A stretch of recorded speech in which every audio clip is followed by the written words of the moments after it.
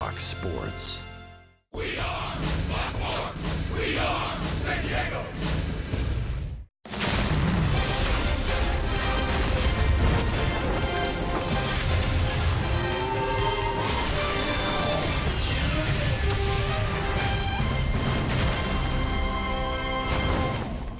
It's a beautiful night in San Diego as the sun sets. The Arizona Diamondbacks are here for the middle game of a three-game series with the San Diego Padres. Austin Hedges has been swinging a hot bat for the Padres. Last 5 games hitting at .333. Back in the lineup and behind the dish for the Padres tonight. How about Jake Lamb on the other side for the Diamondbacks? Off to a great start. 3 home runs, 14 RBIs, and a .308 average for the Arizona Diamondbacks third baseman. Welcome inside the broadcast booth, everybody. I'm Don Orsillo along with Mark Sweeney. Welcome to Padres baseball. Well, tonight the Padres go up against Zack Greinke, a guy who has dominated them in the past. Had a great last season with the Dodgers, but now that he's in the desert, it's a different story. Yeah, 1.66 ERA with the Dodgers, and that was phenomenal. Signed a big contract for the Arizona Diamondbacks, and a lot of people in baseball wondered if that was the right decision because of how good he had in Los Angeles. Well, in April, his first start didn't look comfortable in a Diamondbacks uniform. This year in spring training, the velocity was down. You're wondering how he's going to start. He's made some mistakes, but everyone knows Zack Greinke, when you make mistakes, you have to capitalize. That's what the opposition has done more this year. That's the reason why you see a spike in the numbers. 10 more home runs he left up last year, but now the Padres' task is, we know what Zack Greinke does here. We know what he does against the NL West. He has the ability to shut any offense down, so be cautious when you're talking about Greinke's struggles. Will Myers been riding a 9-game hitting streak heading into tonight's action. He's been leading the Padres offensively. Well, Will Myers is the example, the face of the franchise, and he has picked up where he left off last year at the big part of his first part of the season. He looks comfortable. He's driving the ball the other way. Obviously, when you sprinkle in a cycle, you know the confidence is lifted. But in Atlanta, had some really good at-bats. 2-strike hitting has been his big adjustment this year. Looks comfortable when he's pulling the baseball, but Will Myers has to continue this. Well, last night an interesting circumstance for the Padres as Eric Ibar pitched in a pinch last night. He did well. Bob Scanlon will discuss when we return to Petco Park after this.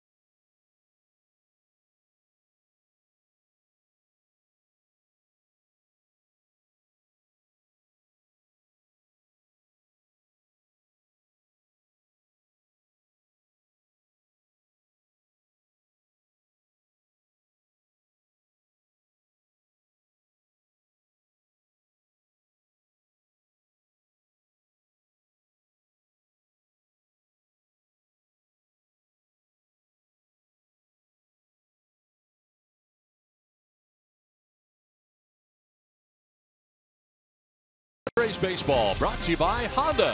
Hurry into the Honda Dream Garage sales event today. By Petco, your complete pet store with all the nutrition, supplies, and services you need. By True Green, America's #1 professional lawn care company. Live life outside. And by the all-new 2017 Subaru Impreza. Subaru symmetrical all-wheel drive plus 28 miles per gallon.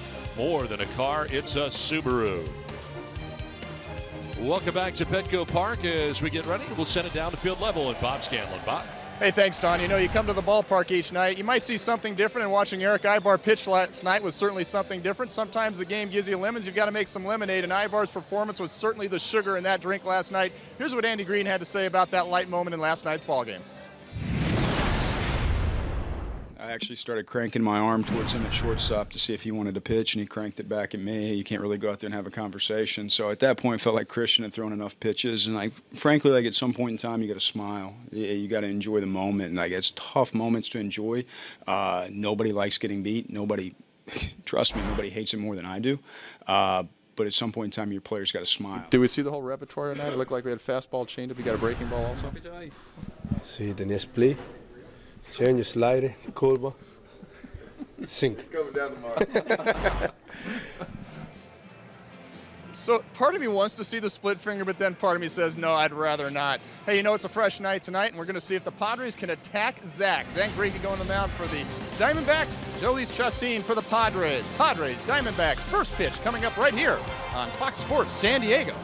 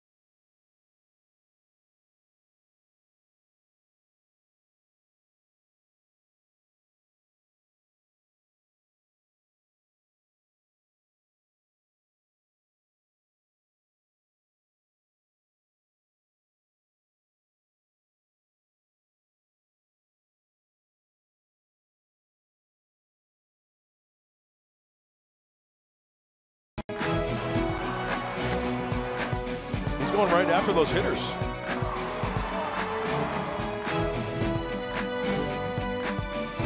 That's hot sauce. Jhoulys Chacín looking for a little of that tonight as he returns to the Petco Park mound. As a little bit of cloud cover here tonight as we get it started. As we check out the weather. Brought to you by your always sunny San Diego Honda dealers. 63 degrees, light breeze northwest at 7 miles per hour. Don Orsillo, Mark Sweeney, and Bob Scanlon with you. Glad you've joined us tonight from Petco Park in San Diego. Game 2 of this 3-game series, and Torey Lovullo comes in here for his second game as the manager of the Diamondbacks. A.J. Pollock at the top of his order and in center field with David Peralta in right field. Paul Goldschmidt at first base bats third with Jake Lamb at third. Brandon Drury at second base with Chris Herman in left field. Nick Ahmed is at shortstop batting seventh with Jeff Mathis, the veteran catcher, batting eighth. And Zach Greinke, the pitcher, out of the 9th spot for the Diamondbacks. Jhoulys Chacín on the mound tonight for the Padres. Well, taking on that Diamondbacks lineup is Jhoulys Chacín, and he has to be very aggressive, especially strike one after the first 2 pitches.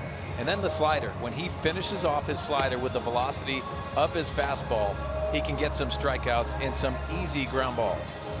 Let's check out the Padres defensively, brought to you by Lincoln. And a little different looking outfield tonight with Alan Cordova mentioned. Feeling very confident and getting a start here tonight in left field with Travis Jankowski in center, Hunter Renfroe around in right. Third to first, Ryan Schimpf, Eric Ibar, Jan Hervis Solarte, and Will Myers, with Austin Hedges catching Jhoulys Chacín tonight, who is making his 4th start in a Padres uniform. And first start in center field for Jankowski this year, 12 in left field, but it has been Manuel Margot on a daily basis out there in center field for the Padres. But certainly we saw how well Jankowski plays center field last year for San Diego. Yeah, and Manny Margot has done a really nice job. I think Andy Green wanted to sit him for a little bit, and good for Travis Jankowski to feel comfortable in his natural position. So A.J. Pollock ready to lead it off as Chacín kicks and fires, and the first pitch of this one misses inside for ball 1.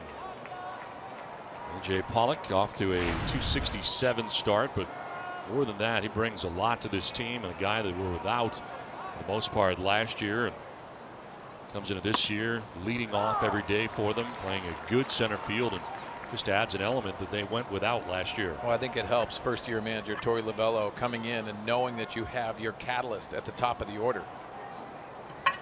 There's Torey. Off to a very good start, 10-5 so far in the year, and tied for the top spot of the National League West for Lovullo, and they've won 3 in a row. It's a lengthy trip. And the third leg of this 3-city tour here, wrapping it up. Paul Goldschmidt, a big part of what they do here, and a swing and a miss. A.J. Pollock, and it's 2-2. Lovullo going to look at this pitch. Yeah, the bottom drops out of it. Looked like a changeup to me, but the movement on the fastball, that's a good sign if you're watching Jhoulys tonight. Chops it foul. That's Torey Lovullo, who had the chance to manage in the minor leagues for a while, and then was the interim manager of the Red Sox in 2015 after the current manager John Farrell was diagnosed with cancer and underwent chemotherapy treatment. And Lovullo managed the last 5-6 weeks of that year and did a terrific job. Went back as a bench coach when Farrell was healthy last year and got a chance to manage again in the big leagues, and took this advantage here to the fullest, and joining a friend of his, Mike Hazen, who was the general manager in Boston under Dave Dombrowski, became the president of baseball operations with the Diamondbacks. Or worked out. And there's a look at his long resume for Torey Lovullo, who is a Southern California native. Yeah, and he's done a lot in the game of baseball. He has deserved this opportunity. Thinking about some of the guys that are getting these opportunities in the game, and the good guys, the baseball lifers, because everyone respected him as a player. And then he goes through all the ranks of the minor leagues, gets it into the big leagues as a bench coach, and really gets an opportunity. And congratulations to him. I think the Arizona Diamondbacks made a great choice when it comes to Torey Lovullo. A.J. Pollock battling here is the 8th pitch of the at-bat, and he will take the walk. That's what you want out of your leadoff hitter, and he gets a walk here to start the game. Let's take a look at the keys to the game, brought to you by your San Diego Honda dealers. Well, after that long first at bat, you want to hold down this potent offense. Scored 11 runs last night. This is first in baseball, the Arizona Diamondbacks, with 78. Also 344 with runners in scoring position. And top of the order success for the Padres, Travis Jankowski, also Alan Cordova, the Rule 5 pick, getting the first start in left field tonight. A walk to get this game started for Pollock at first base. And David Peralta, a couple nice plays in right field yesterday, and he takes a pitch outside. 255 the average coming in, with 2 homers and 6 runs batted in.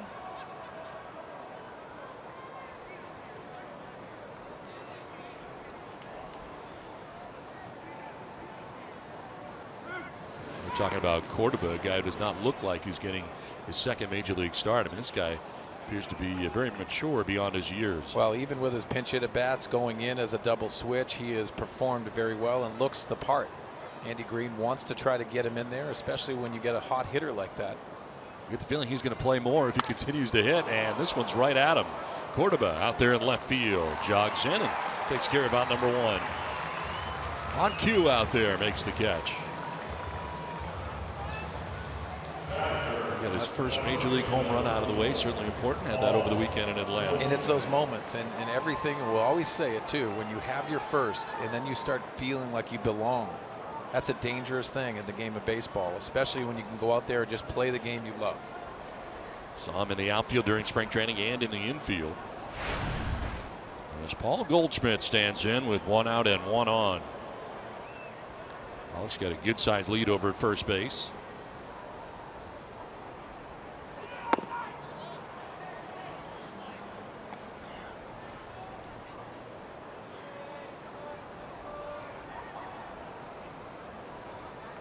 One of the game's best here, and Paul Goldschmidt batting 3rd in the Diamondbacks order. He's reached base safely in 18 consecutive games against the Padres.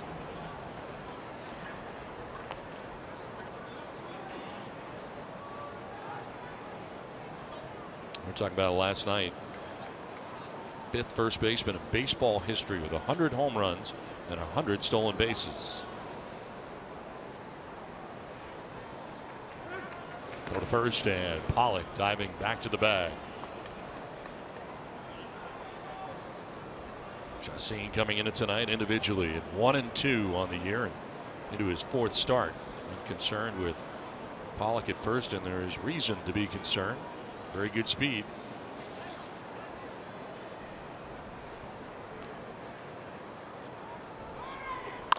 On the ground softly towards 3rd. Schimpf will look to 2nd, but fire to 1st for the out.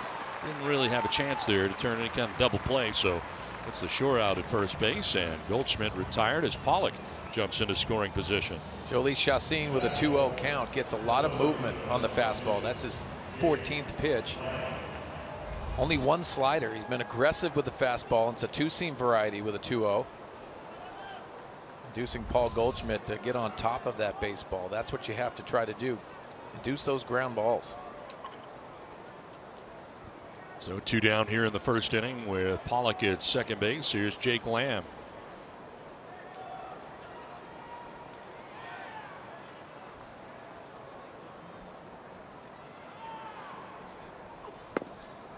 Tried to pick up that outside corner and could not.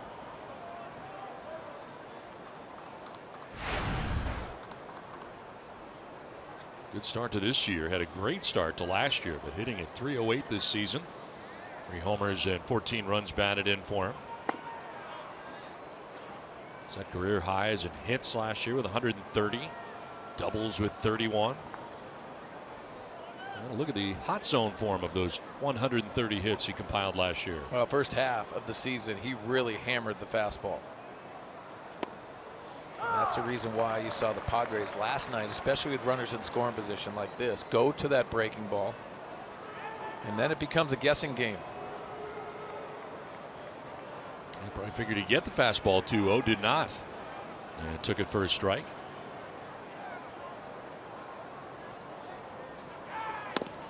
Grabs the corner that time and evens the count at 2-2.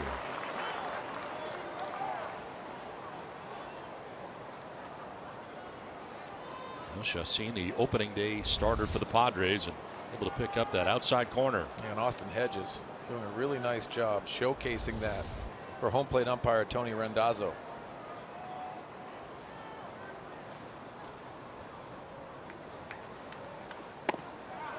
Oh, thought he had strike 3. He was headed to the dugout.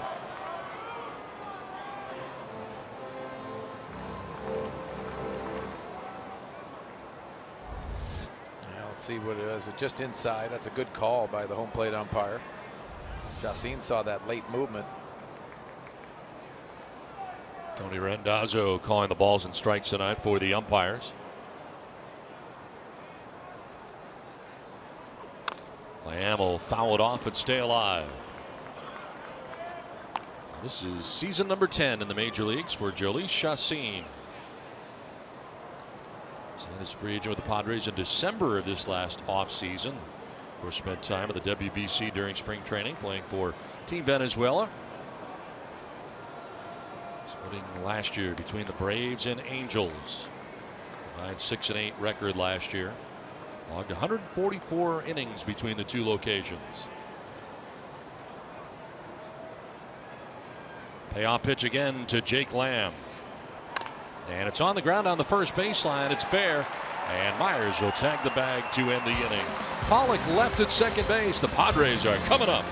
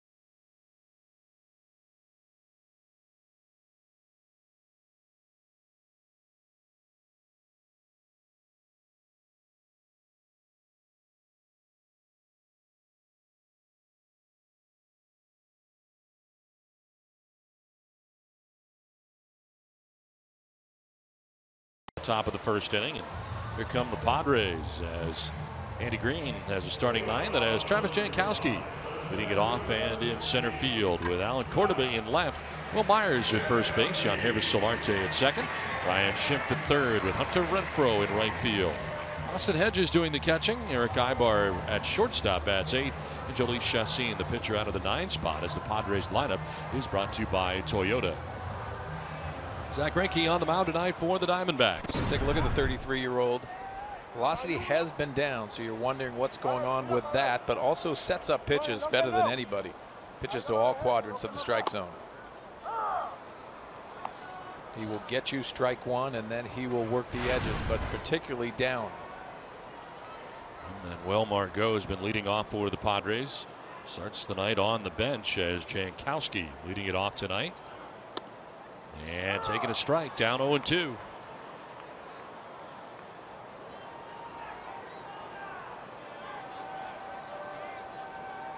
Well, he's held the Padres to 2 runs or fewer in all 10 of his career starts in San Diego. He enjoys pitching here at Petco Park. Well,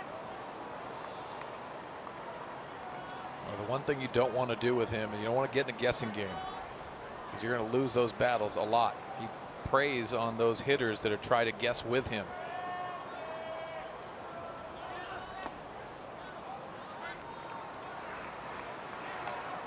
And he comes in with a record of 1-1. No decision his first start against the Giants. Win against Cleveland. Loss against the Dodgers. Last time out, giving up 5 runs in 5 innings on 10 hits.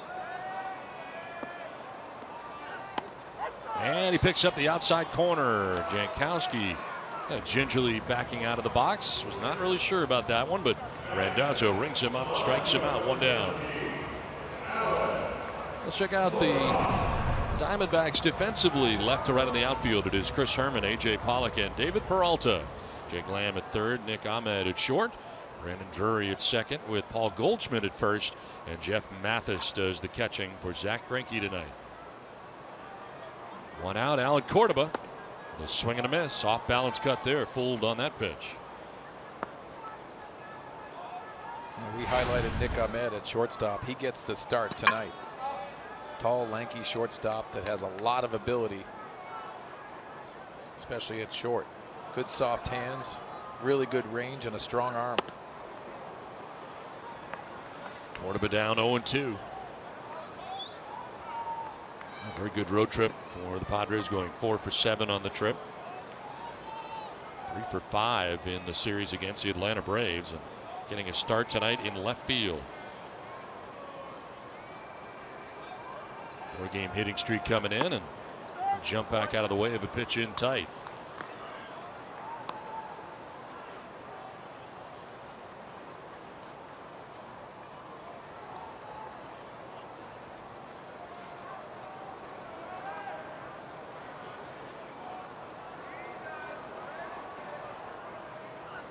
Cordoba with a swing and a miss, strikes out. Back-to-back Ks for Greinke, 2 down here in the first inning. Well, different shapes to the breaking ball. That's the slider that just drops off the table. Wow, it's like a 12-6 slider. Wow.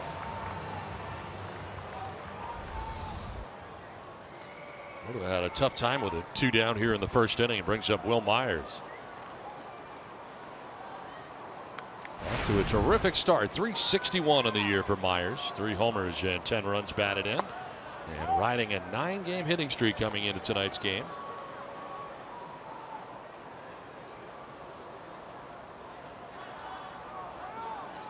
Longest active streaks, 3rd in that category. Hernandez and Thames ahead of him. Both 11-game hitting streaks currently. Fly ball to center field. A.J. Pollock having trouble. It's twilight, and now from right comes Peralta. The two come together, and Peralta makes the catch, and they're going to talk about it out there at right center. That was an adventure. After 1, no score.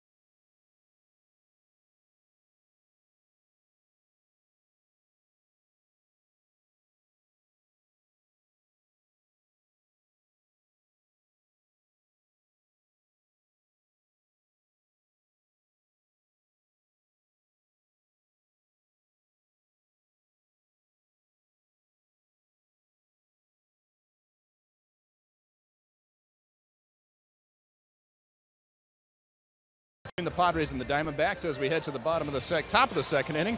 Little update for you on the disabled list report. Jared Cozart, as you recall, left yesterday's ball game because of a strained hamstring. He is going to go to the 10-day disabled list. The Padres figuring if it was sore enough for him to leave the ball game, it was sore enough to put him on the DL. The good news is Luis Perdomo throwing a bullpen today, 50 pitches, everything went great, and Andy Green expects him to make his start on Sunday in place of Cozart. One final thing. Carter Capps threw 11 pitches in a ball game yesterday. Everything went well. He's available today. If he does pitch in tonight's ball game for AAA El Paso, will be the first time that he goes back-to-back games. That's good news for the Padres. Don, Bud, back to you. All right, thanks very much, Scan. As we play into the second inning, Brandon Drury leading it off. Well, that's a good sign. Obviously, Perdomo is the biggest, but you think about what Carter Capps has gone through and building up that stamina, and I know Bob will say this too. Back-to-back outings is very important if you're managing that. And a feel for Jared Cozart. Because he looked great last night. Very good, very comfortable. Trying to grit it out. Tired the first 10 Diamondbacks that he faced in the game. The velocity was there.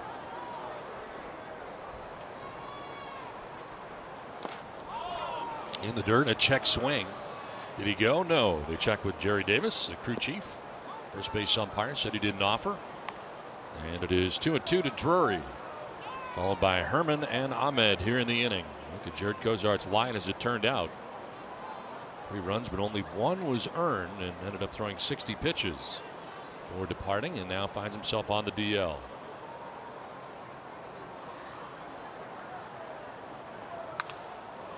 Slashed foul, still 2-2. Chassin worked his way around a leadoff walk in the first inning to A.J. Pollock. Then he proceeded to get Peralta to fly out, Goldschmidt and Lamb to ground out, and got out of the inning unscathed. Well, obviously that third out is the biggest, but that Paul Goldschmidt 2-0 count, getting to a deuce to a ground ball with that movement with the two-seamer tonight.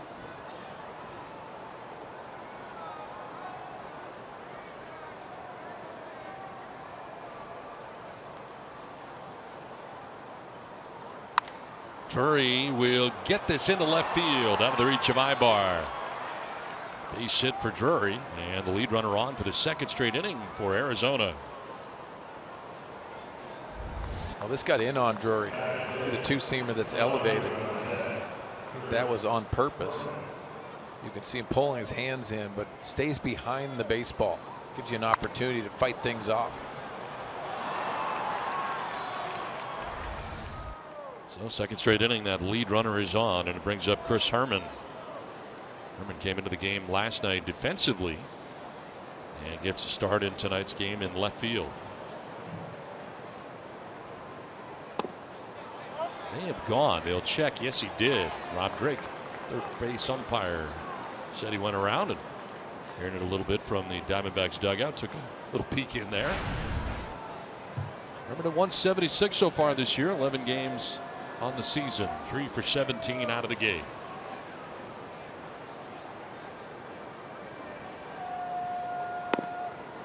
Another check swing, but this time did not offer. Padres are shifting on the right side, but runner at first to keep it tight to the infield with the double play possibility. You see 3 on the other side, and then also Travis Jankowski shifted to the left field.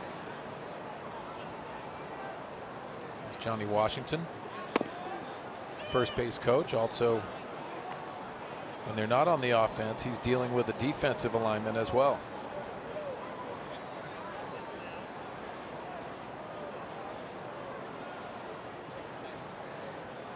Sure, everybody's where they should be. Good pitch, and it's 2-2.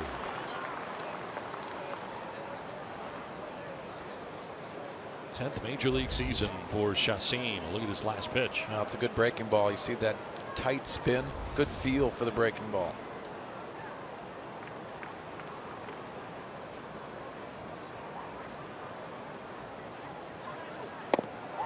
Strike 3, and that frozen. Herman takes with him the first strikeout for Chassin.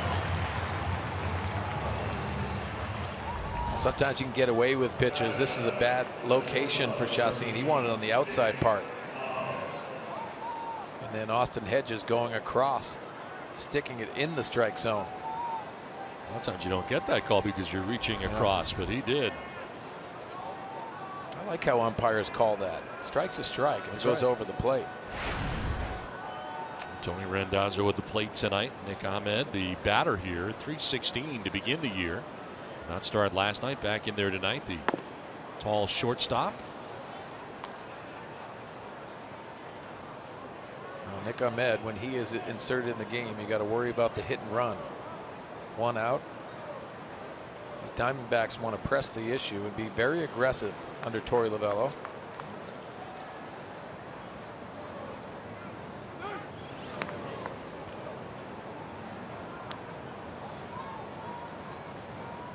So far, 5 starts for Nick Ahmed, 5 for 15 of the games he started. So 4 pinch hit appearances already. And for 3 with a walk in that category. And I think he went around. They'll check. Yes, he did. Jerry Davis, first base umpire, kind of punched at it there on the breaking ball. Well, this indicates how that break is really biting late. A lot of check swings will indicate the type of break and spin that he's inducing with that slider.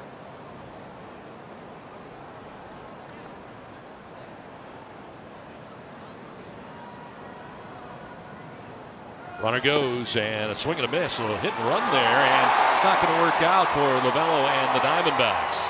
That was the risk you take there. That situation of Ahmed cannot make contact. You can tell by the swing that he was just trying to make contact. That hit and run bid, but Drury is thrown out. Well, 1-1 count, and it looked like another slider, but a really good throw by Austin Hedges. Runner is just set in motion. He's not trying to steal the base, and to see the tag. Solarte grimacing a little bit.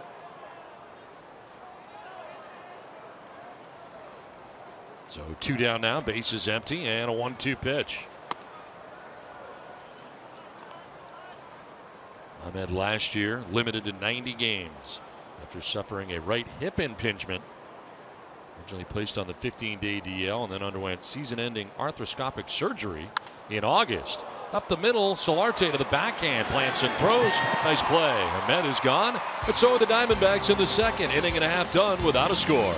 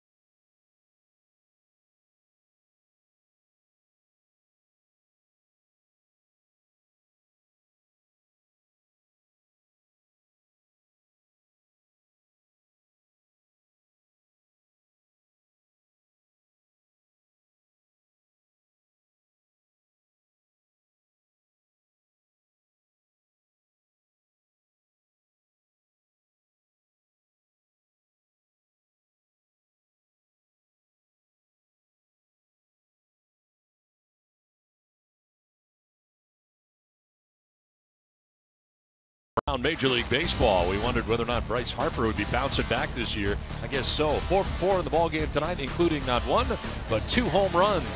Playing at SunTrust Park in Atlanta tonight, putting on a show. That's the 2015 Bryce Harper. 4 for 4 tonight.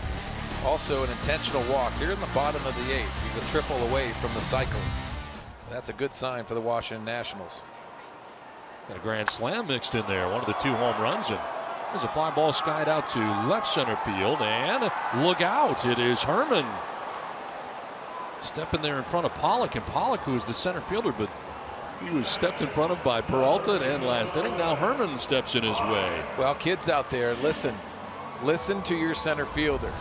The communication, it doesn't matter if you keep on talking as a left fielder. The center fielder says anything, you retreat. It's his area of communication.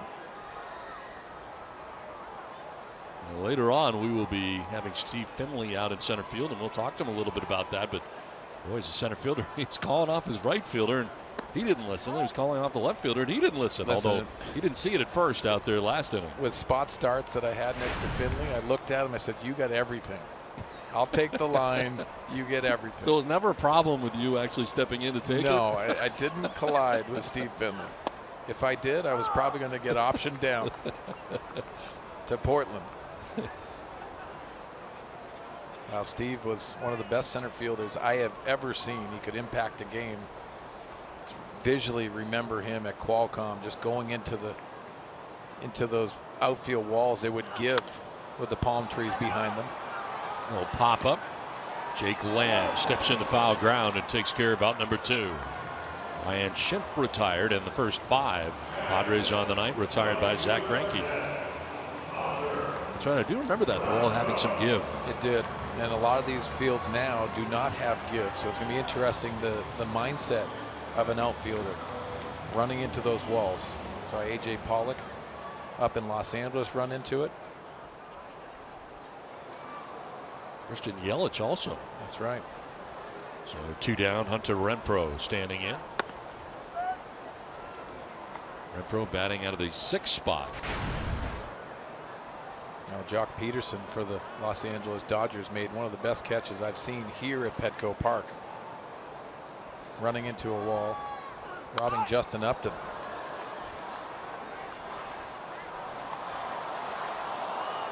I think those pitchers really appreciate the defense behind them and guys going after it, not only in the gaps, but not afraid of those walls.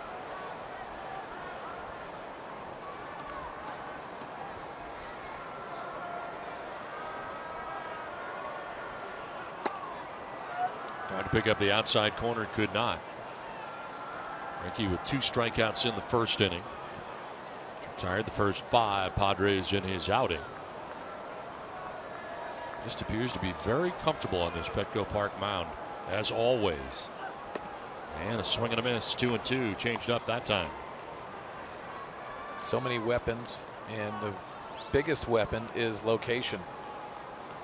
When he has command of all of his pitches, he throws balls on purpose to set the hitter up to be able to attack their weakness. Fly ball center field. This time Pollock's going to call everybody off and make the catch out in center field. We play 2 tonight in San Diego without a score.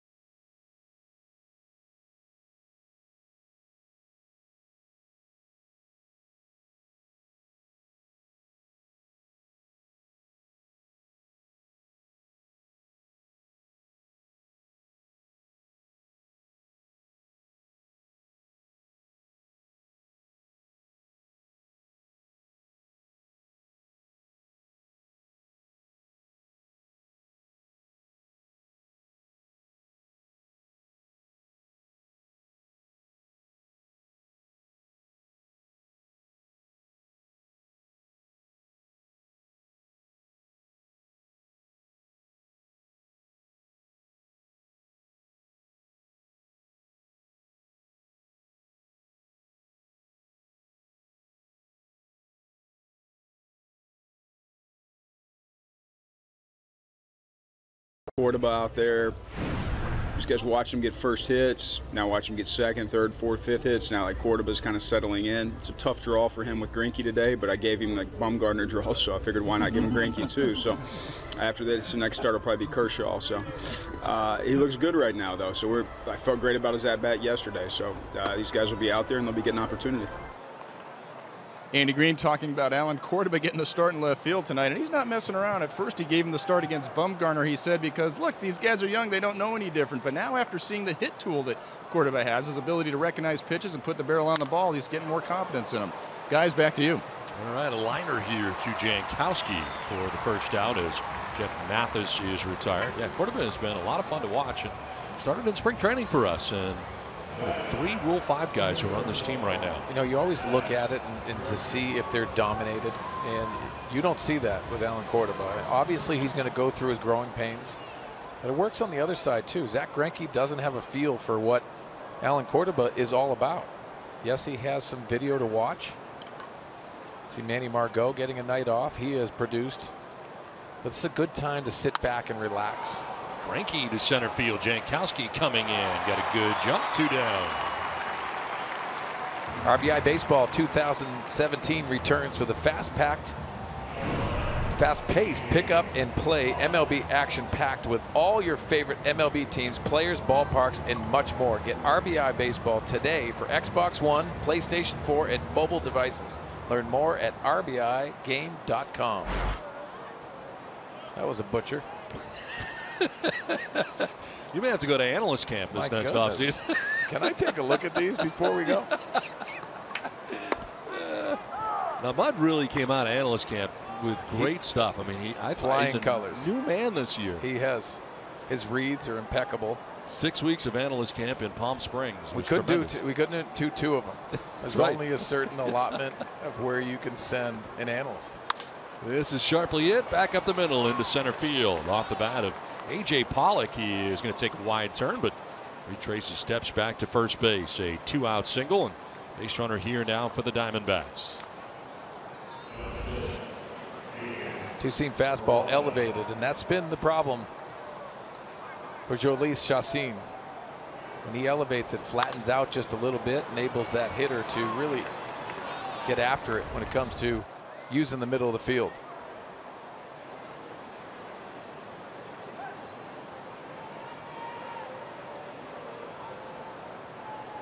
David Peralta, the batter, 0 for 1 in the game.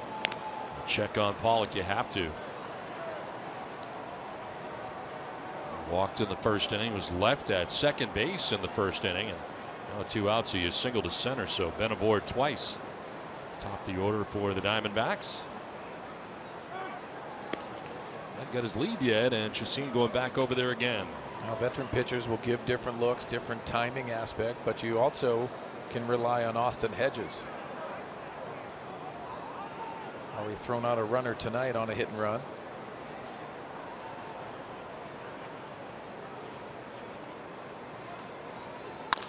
On the ground right side, it's Schimpf in the shift on the high hop.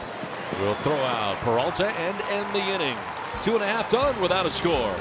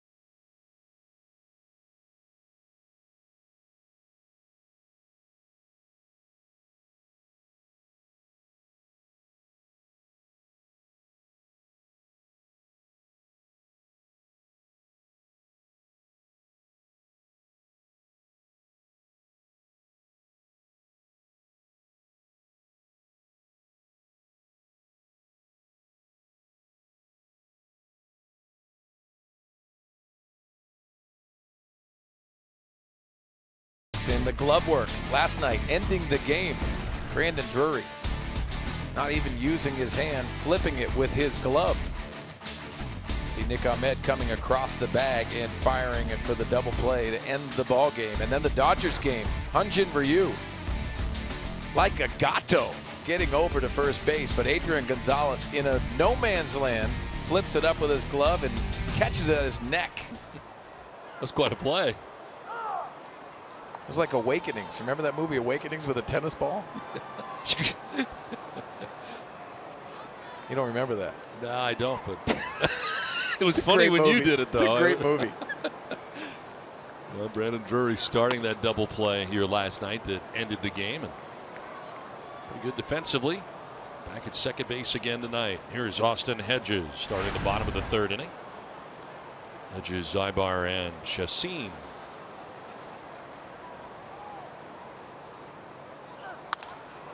Fly ball down the right field line. Long run for Peralta towards foul ground, and he will not have a play.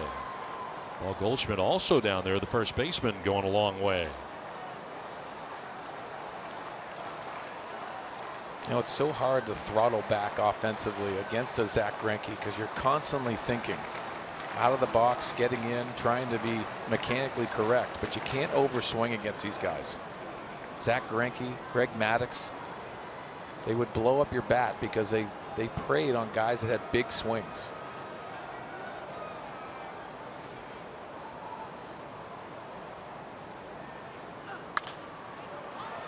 Left side, and Ahmed kind of rounded behind it before throwing out Hedges. Well, tonight's Cold Hard Facts are brought to you by Clean Crisp Coors Light. And some facts for you on Zach Greinke against the Padres. How about these numbers? Wow. Opponent batting average 184, but that's dominating. I always feel comfortable, and his dominating numbers even go past that with the Padres. He loves pitching in the NL West. One down here, and it brings up Eric Ibar. He signs a big contract here with the Diamondbacks, and I'll be honest, I was a little surprised that he left the Dodgers. I was too, because you think about it, you didn't have to be the man. Clayton Kershaw is the guy, and everyone knows that. Signed a big contract as well. It was a last-minute deal that fell through for the Dodgers. Down to first, and Goldschmidt, the very good defensive first baseman, handles out number 2. But it just seemed like he was comfortable. Yes. In Los Angeles. And that's a big part of what he does, I think, is comfort. We saw that with the Kansas City Royals. And there's so many people around baseball that said he has to handpick that scenario. And to have that relationship, and coming off an ERA of 1.66. And arguably should have won the Cy Young Award. And he wins the ERA title that year, and the only one that beat that was Greg Maddux with a 1.63. The record wasn't bad either, 19-3 on the season. That'll work. Before 17-8 in Los Angeles. 4 seasons spent with LA. Prior to that, Milwaukee, and prior to that, of course, his time in Kansas City. Broke into the big leagues with the Kansas City Royals. And there's plenty of factors, Don. You know that. I mean, you look at this Arizona Diamondbacks and you see the offense, ranked 4th last year in runs scored. Up and coming team. Paul Goldschmidt is a face of your franchise. A lot of talent on this roster. Chacin down to a knee there on the cut, 1-2. Do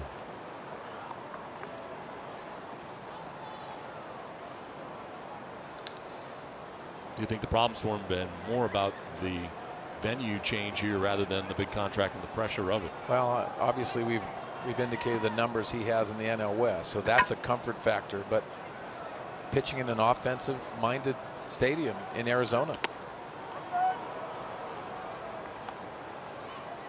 you wonder if that is something that is affecting him. He looks mighty comfortable tonight with that location. 2-2 to Chacin, and a grounder foul outside of third base.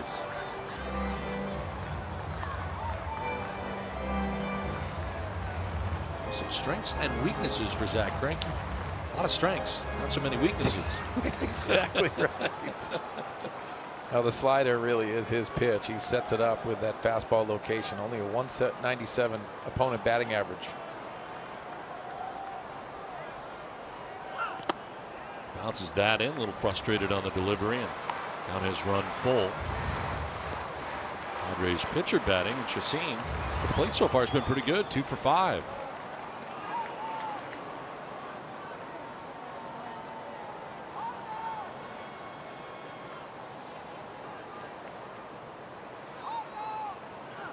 And a grounder through the left side into left field, a base hit.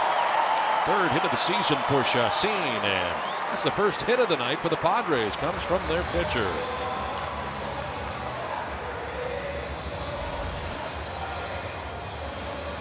Well, you can see just constructing an at bat. This is probably the best at bat of the night. Let's get him in the stretch.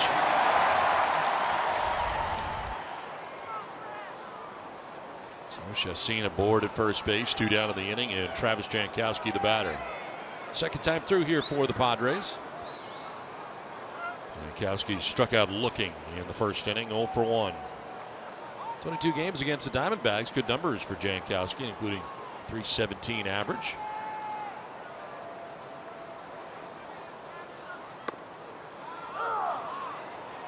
He's thrown 2 slow breaking balls tonight. Both have been to Travis Jankowski.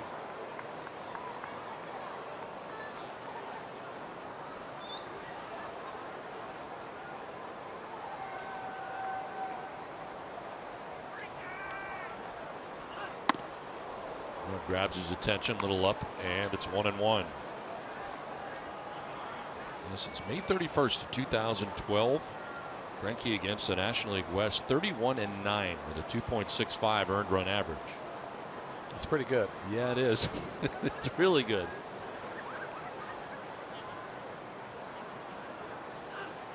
And a swing and a miss as Jankowski goes chasing after the curveball.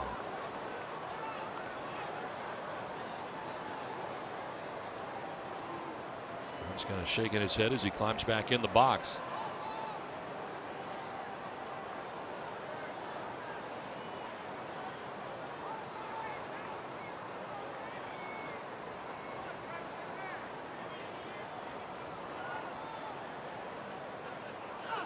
Jankowski, very late swing, strikes out to end the inning.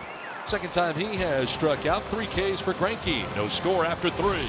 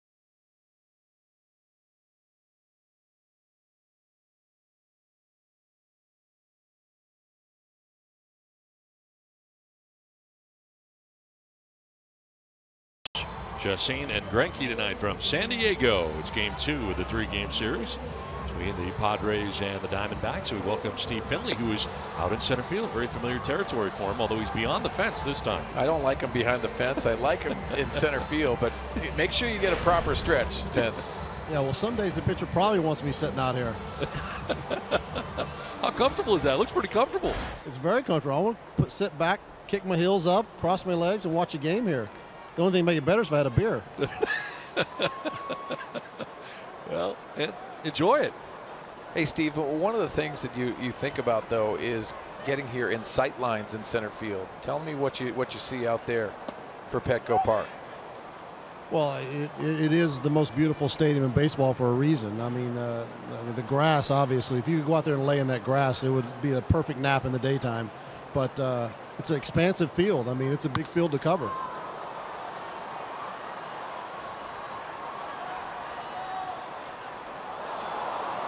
You know, not too many quirky corners, which is good. I mean, you have a little bit of a cut back here in center field. Right field is obviously the most normal. It's got the little, it's a little bit deeper. Left field, you have to deal with a short wall, which you can go over and catch balls, which is nice. But overall, it's a fantastic outfield to play defense in. And dimensions, of course, 336 down the left field line, 322 down the right field line. And you got the Petco porch that kind of pokes out down there a little bit for you.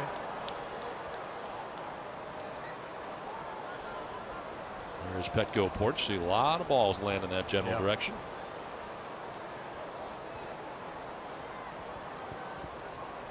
Goldschmidt grounding one left side. Schimpf from third throws across and in time. We're talking about determining your position as an outfielder, and some of the things that Steve Finley thinks about, of course, with or without runners on, batter tendencies. The count is always a factor. Who's in the outfield with you to your left and right, and wind and sun during the day games always a factor. Which would you list as first, Steve Finley? Well, first time you get out there, the first thing you look for is what's the wind doing, where's the ball carrying. You check that in BP. You obviously hope that translates to the game. It's a day game, you know where the sun is, so you let your other outfielders know if you need any help. Then I look at the batter, who's hitting, you know, what they like to do in different counts, you know, and then, you know, who's playing with you out there, who's in the outfield, who do I need to cover their gap, like Swings was talking about. When we were out there, he would let me know, hey, you got to pick me up back here over here in this gap. So different stuff like that. You're always talking and communicating. Shift on here, and right through it goes Jake Lamb into right field. A one-out base hit here in the third hit of the night. You know, Steve, the question that I wanted to ask you too, and you were so good at this, but you know, the communication pitch by pitch, how important is that to a successful outfield? Well, between every pitch, you should look, see where the outfield wall is. You need to look, see where the other outfield is, the left fielder, the right fielder. So between every pitch, you're doing three things automatically all the time. So when the ball's hit, you know where the other person is, you know where the wall is, so you don't have to always check it behind you when you're on the run. 1 out, 1 on. Brandon Drury, the batter. Could you cheat one way or another a little bit too, knowing the hitter or actually the pitcher as well, what they're trying to do? Well, it would depend on the situation of the game, who's hitting, like we talked about there on that list of things, your criteria. You know, sometimes, yeah, if a outfielder, you see the shifts going on now, you just see the outfielders play the other way because a guy has a tendency to hit fly balls the other way. So we knew that going into the game. And I guess the longer you are in the league, the better idea you have about the hitters, I would think. Yeah, and you know what? I think what Steve did great at is the awareness, and the awareness of the situation. And you have to be studious about the game, know what scenario it is, when you can take those chances, when you can't take chances. You want to play aggressively, but you also want to be smart because there's no one behind you other than a wall. You hit it right on the head. You have to be aggressive out there, but you know the situation of the game, and you prepare for any situation that might come up. You know who's a runner on first base right now. Is he fast? Is he slow? So you know if a ball's hit off one side or the other two, where you have a chance to throw him out at third base. 1 out, Jake Lamb at first base, and Brandon Drury batting here with a count of 1-2. Chacin with a quick move over to first base. Quick footwork right there from Jhoulys Chacin.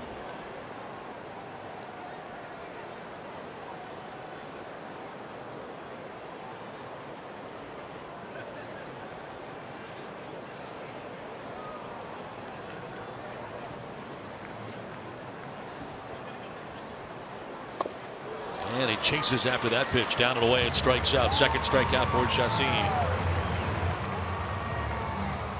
There have been some great catches with outfielders running into walls lately defensively. You can see A.J. Pollock going into that left field gap and eating that wall. That's the difficult part. And then Christian Yelich, who played left field last year, has gone to center for the Marlins. And he makes a great catch in Seattle, but again, crashing against that wall. And what I wanted to ask you, Steve, is that I think a lot of baseball fans have watched you play center field. You were very good at that warning track, going at and getting him into the gaps. Well, the one thing I wish they could do in baseball is to make the wall a little more forgiving, because that's one of the most exciting plays in baseball. And when these walls don't give, the last thing you want to do is face plant like those guys did. Luckily, they didn't get injured. And it is an exciting play when a guy can go over the wall or really be aggressive going back and knowing they're probably not going to be injured when they hit the wall. Line to left center, and Jankowski is there to make the catch to end the top of the 4th inning. 3.5 done, no score.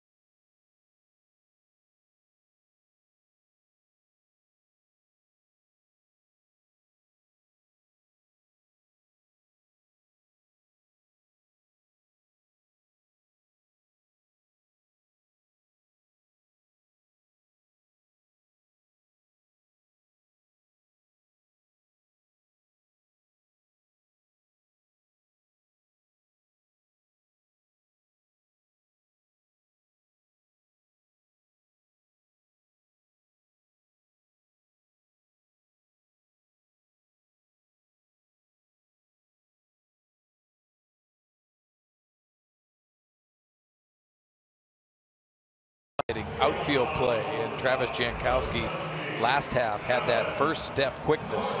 Already playing on that left field side of second base, but Travis Jankowski knows the area, and Steve Finley is out there in center field. And Steve, how important is it for that first step? Well, the first step comes from anticipation and being ready, and Travis Jankowski is on it. He almost takes off before the ball hits the bat, and that to me is telling me he's anticipating the ball being hit to him, and he's ready to move on contact. And there's guys that are telling me that they try to turn around fast and see if he's still standing still, and they can't do it. And that's a good sign of an outfielder, getting that first step. Curious about your thoughts about Manuel Margot in the early stages of his major league career. It's fantastic. I mean, we have 2 center fielders playing the outfield every day for the Padres, and the pitching staff has to love that. They can feel free to throw some more balls in the zone and let the guys take a whack at it, because these guys can run it down. Alan Cordoba leading it off here in the bottom of the 4th inning. That's a piece of that. Fouls it off, down 0-2. You know, Steve, a couple guys come to my mind. Devon White, also Andrew Jones, the center fielders in the era that you played. Someone that you marveled at in playing center field? Well, Andrew Jones used to play so shallow. I mean, it almost felt like you couldn't hit him. I mean, all you do is touch the ball and get over his head, but he found a way to get back to the wall and get it because his first step was so good. He was fun to watch play. Cordoba took a hack at that, couldn't get it. Got away from Mathis briefly, and they'll throw him out. So that's strikeout number 4 for Zach Greinke.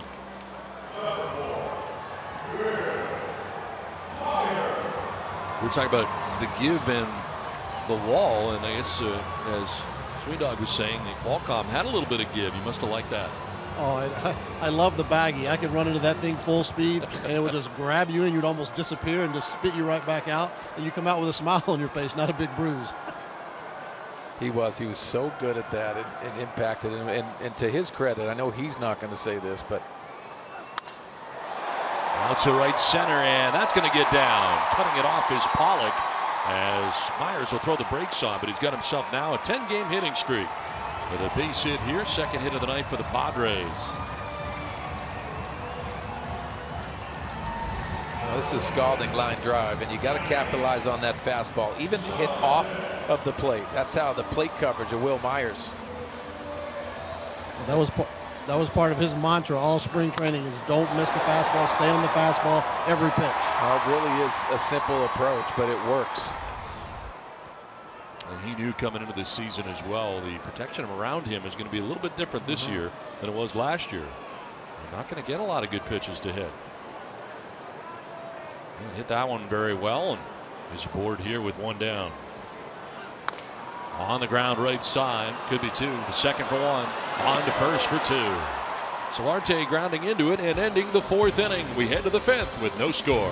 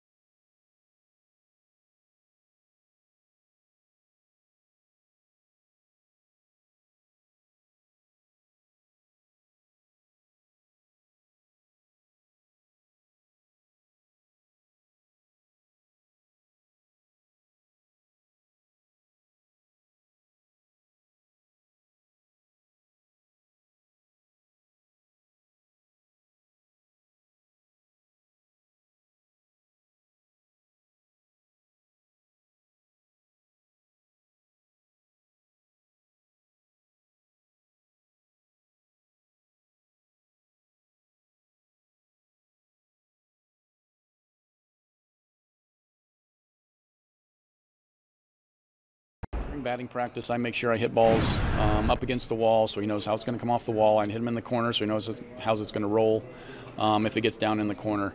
But he's pretty studious, and so he takes his work very seriously, and he knows right field as well as anybody out here. Now Jonathan Matthews, Padres coach, talking about Hunter Renfroe and adapting here to Petco Park. Different elements. And Steve Finley, I'm curious to get your take on the rest of Major League Baseball. And what was the toughest place you had to play center field in across the big leagues? Well, back in the day, Candlestick Park. I mean, because you could have different alleys where the ball traveled and where balls got knocked down. And it was a challenge every game, every inning to know what the ball was going to do. I'm sure the wind was also a factor there in San Francisco. All the time. It was windy, foggy, tornadoes of paper wrappers all in the field. You name it, they had it there. Those hot dog wrappers were all over the place at Candlestick. Nick Ahmed leading it off here in the 5th inning, a scoreless contest, and bottom third of the order. Steve Finley with us out in center field, not playing center field, but sitting beyond center field, behind the fence.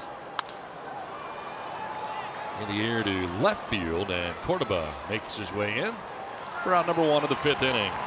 Well, Finns, I wanted to ask you too, with Alan Cordoba, the Rule 5 pick, normally a shortstop, he's playing left field. What does that do to you as a center fielder? Do you shift over? Do you put yourself in a position to try to cover some of the areas with him, especially in the gaps? Well, he's had a chance to play a few games out there and left in spring training. And it's a conversation that you have with him. You know, you try to understand where he's comfortable going, what ground he can cover. And obviously you like to have more time to play together, but it doesn't always work out that way. I mean, you make the best of it. But he's a very good athlete out there. I saw him very rangy in left field.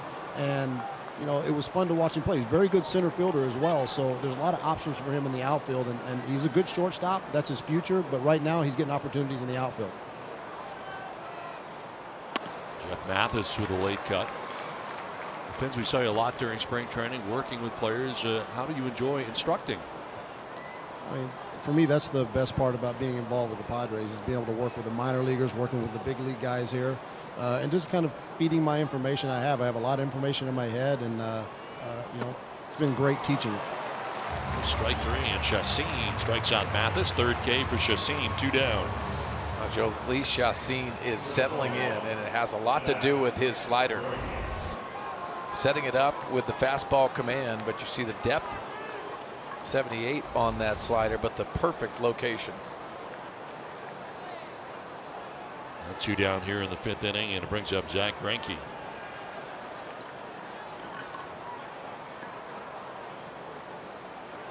I've been told by many that fly balls have changed here since this ballpark opened, with the scoreboard and the buildings behind here have changed. What used to be here, it plays differently, the ballpark. Would you say that's a fair assessment, Steve?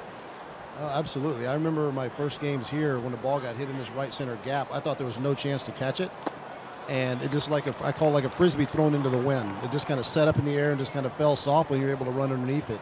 And since they've kind of moved the fences in and they kind of the built up buildings around here, the wind patterns have definitely changed, and the ball's carrying much better than it used to.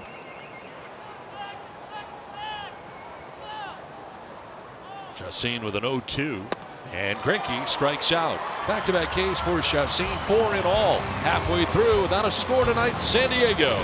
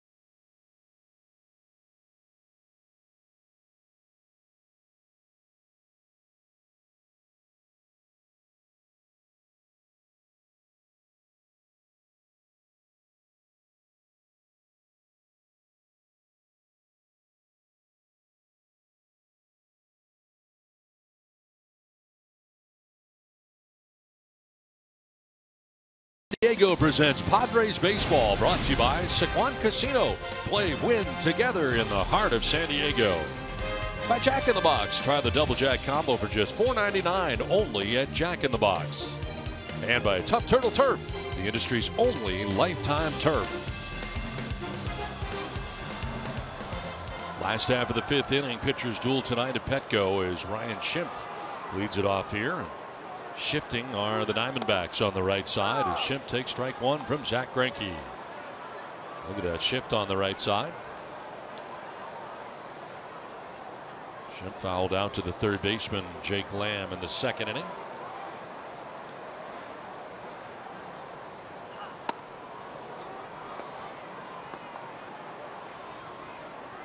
Greinke with 4 strikeouts on the night. Chassin also with 4 strikeouts. Only 2 hits allowed by Greinke. Single by Chassin. And a single by Will Myers, who extending his hitting streak to 10 games. The other way to left, and Herman coming in to make the catch for the first out of the inning. Steve Finley joining us from center field. And Mark, you were talking a little bit about positioning as far as where to be in center field, and how, Steve Finley, you know where to play. Well, first off, I have to look and see who the batter is. Is he a fly ball hitter mostly, or line drive ground ball hitter? And then look at the pitcher. Is the pitcher a fly ball pitcher or a ground ball pitcher? A fly ball pitcher with a power bat, I'm going to play a little deeper. A sinker ball pitcher, I'm going to play a little shallower because he's going to have more line drives and more ground balls. And then the situation of the game. Is it a late, close game, or you're up by a run? It might play a little deeper to keep away from the double.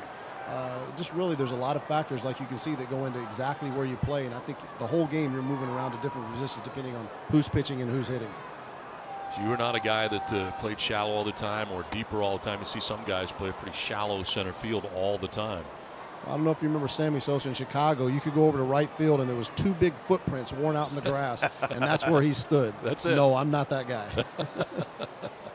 Well, Steve, we talked about positioning, and I think the toughest thing about center field is the throwing home, trying to nab the runners at home plate. Did you have any thought when it came down to trying to throw that? Because obviously you have to skip it past the mound. Well, that was when I always knew I was ready for the season. When I could get a line drive over the mound, and that mound is your enemy because you could hit it, it could skip off left or right. So getting that ball over the mound was a big thing. So it gets a long one hop to the pitcher. But you know, it's anticipation. If you're anticipating a ground ball and you're covering ground to try to cover the ground to get as close as you can to the infield to field it, it gives you a better opportunity to throw somebody out. Austin Hedges batting with 2 down in the inning. Hedges grounded out to shortstop in the 3rd. You know, it's so interesting, Don. You think about obviously the long throws in right field, but the sight lines, being able to have that strong arm, but knowing there's a lot of real estate and grass to skip the ball off of. And then in center field, there's so many guys that possess a good arm that you see a ricochet off that mound and just loses steam. So that, to me, is the hardest throw in the game of baseball, when you're in center field trying to make that accurate throw. And really it is. And you'll see a lot of guys with not great arms be very accurate and good because they close the gap close to the infield to catch those ground balls. And that's something that's kind of lost in the equation. Some guys with great arms like to hold back because they have a great arm. It's not always the best thing to do. Make the shorter throw.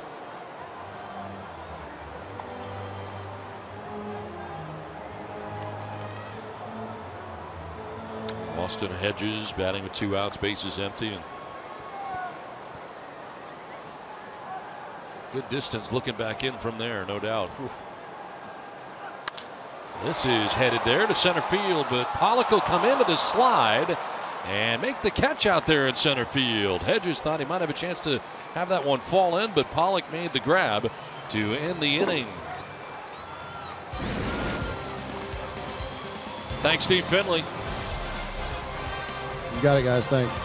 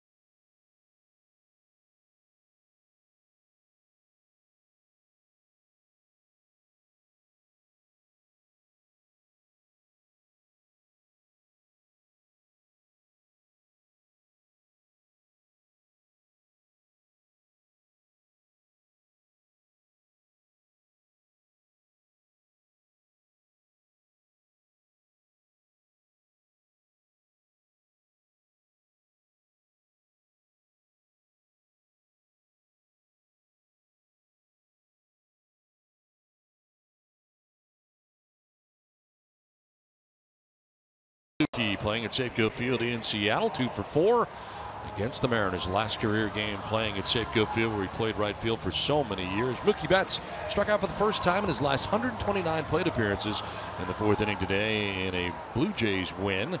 Red Sox getting blanked there 3-0 in a defeat as the Pirates went down. And I'll tell you what, the Cardinals all of a sudden playing some good baseball after a terrible beginning. Well, they needed to. They've had a tough schedule. Went from Washington Nationals to New York Yankees when the Yankees were just doing everything right.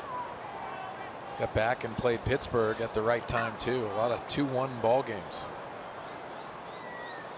5 in a row retired by Chacin as that breaking ball slipped out of the hand, missed inside.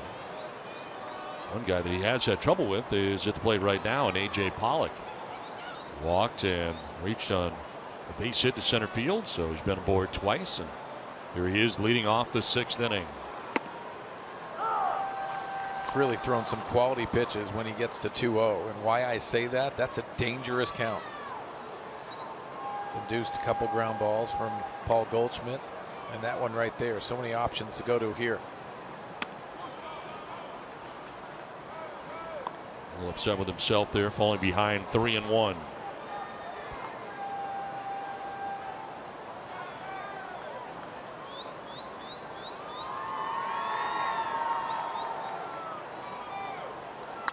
On the ground, right at Solarte. Step to his right, and that is out number 1 of the 6th inning. For the day after the Padres score 5 or more runs, get 50% off any regular menu price online order at papajohns.com. Enter promo code Padres5. I like pizza. I like pizza a lot. Oh. I had pizza for lunch today, as a matter of fact, and probably will again tomorrow. It's so good. One out here in the 6th inning. David Peralta 0 for 2. What do you like on your pizza? Extra sausage. I like cheese. Just cheese. I want to make sure that that pizza with cheese is good. Then you can put anything on it. Cheese pizza is good. You'll go back and you can throw anything you want on there. If it's not good, don't go back. No, it's right out of the gate. It's not good. You can't add anything to make it better. It's like a peanut butter and jelly. Not that you're going to put anything else on a peanut butter and jelly, but you got to do it right. Cheese pizza.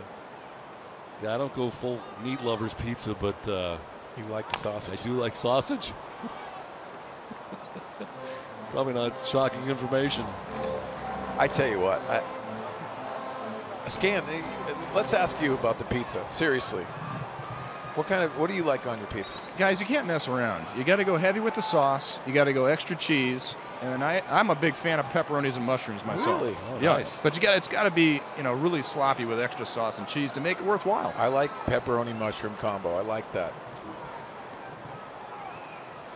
Pepperoni, mushroom, and extra sausage. I tell you what I don't. I tell you what I don't like on there. Green peppers. I don't like peppers. I don't like it on there. It dominates the flavor. Too much. A little bobble, but still gets it there in time. Nicely done. Peralta retired, and Ibar showing off pretty good arm there. Retiring Peralta, and see if he thought he may have beaten it out. Well, this takes a bad hop on him, but he stays with it. And that strong arm. See, Will Myers not getting extended, but easily getting Peralta. He will not challenge as Torey Lovullo came up to the top step and looked back down and found out that they were not going to challenge that play, and Ibar got him. So 2 down in the inning. And Paul Goldschmidt coming up, who is 0 for 2.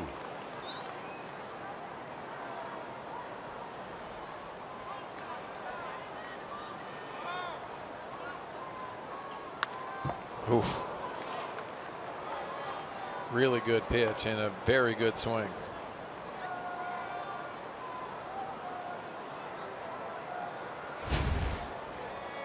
For Paul Goldschmidt since 2013, where is he ranked? First in slugging percentage, first in RBIs. Near the top in a lot of categories. I got to sit down with Paul Goldschmidt today because we're going to be doing some stuff later about first base. And man, was it nice and refreshing to talk about him. And asked him a question about the WBC and what he felt about that, but also the player that he loved growing up. He's a middle infielder growing up. But he said Jeff Bagwell was his favorite player. Grew up in Houston, and I think it's a comparable. Yeah. I'm not on comparables, but his body of work, he is very comparable to Jeff Bagwell on all facets of the game. You were drawing that comparison last night. Some of the numbers in his career so far. It was amazing that he looked up to him. Oh. And that's a really good player. Obviously going into the Hall of Fame this year with Jeff Bagwell, and following his former teammate Craig Biggio, which I think is really cool for both of them and what they meant to Houston Astros. But Paul Goldschmidt immediately said Jeff Bagwell. Plays such a solid first base.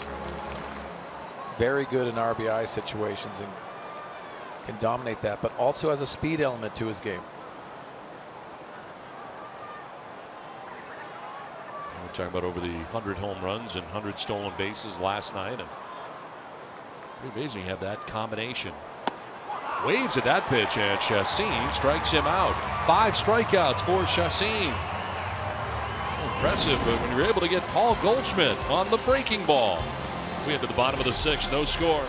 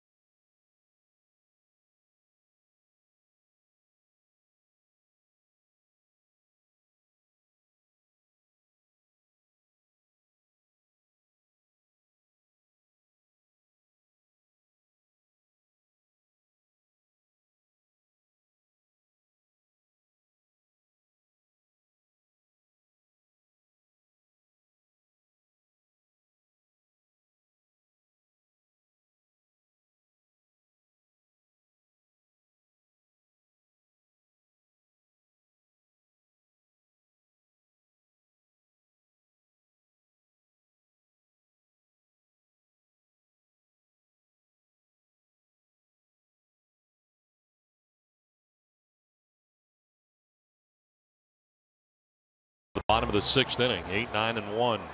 Coming up here for the Padres, Ibar, Chacin, and Jankowski.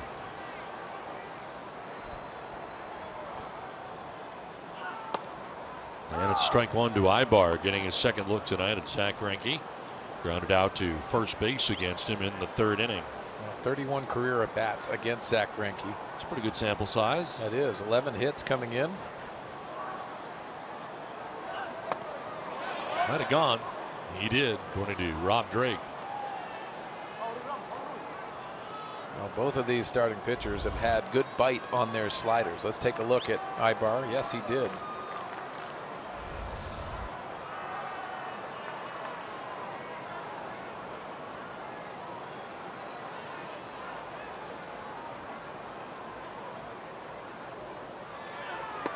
Ibar waves at that. Got away from Mathis, so he's got to throw him out. And he does. 6 strikeouts for Zach Greinke. Well, command with Zach Greinke and staying out of the middle of the strike zone. See the location with all of his pitches. That tight slider on his glove side has been such a weapon tonight. But getting to that pitch, racking up the strikeouts, but also staying on the edges. But the pitching duel tonight, Jolie Chacin has matched the zeros as well. Chacin at 80 pitches through the first 6 innings. Taking a hack at this pitch. He is 1 of 2 Padres hits in the game. He singled to left field in the 3rd inning, and only other hit belonging to Will Myers tonight, who singled to center in the 4th inning.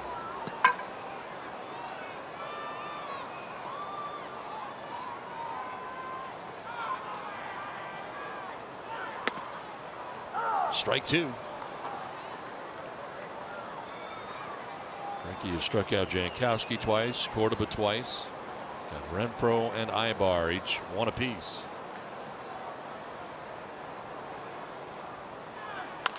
Now a grounder left side. Lamb tried to cut it off, bobbled it, And Chassin will reach at first base. Error charge to Lamb at third base. Now watch the footwork of Lamb. That ball plays him. Just didn't look comfortable with this ball. Didn't play the right hop. It was kind of in between. See the frustration after that boot.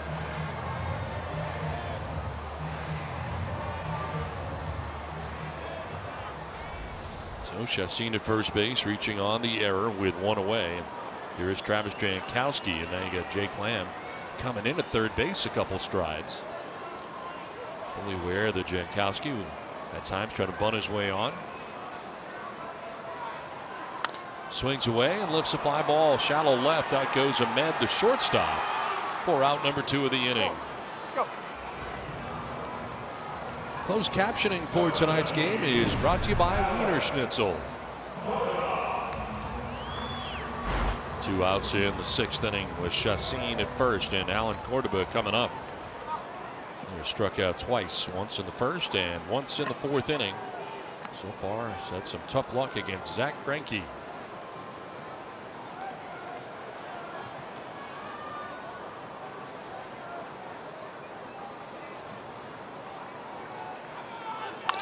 It's a ground ball left side. Ahmed on the run and in time at first base to end the inning.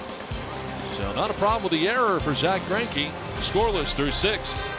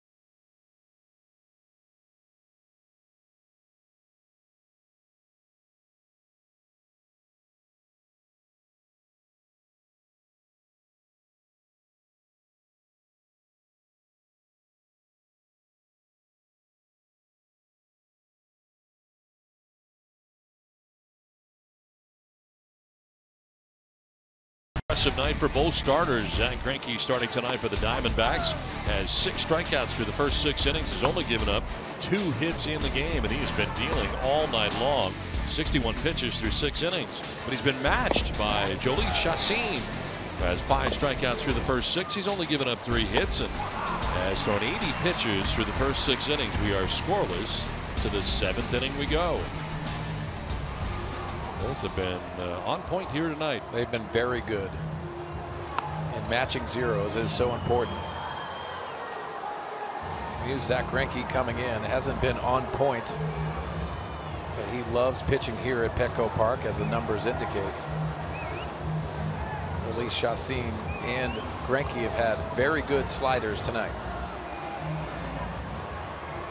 4, 5, and 6 coming up here for the Diamondbacks. Jake Lamb, Brandon Drury, and Chris Herman. Now Jake Lamb loves that first pitch.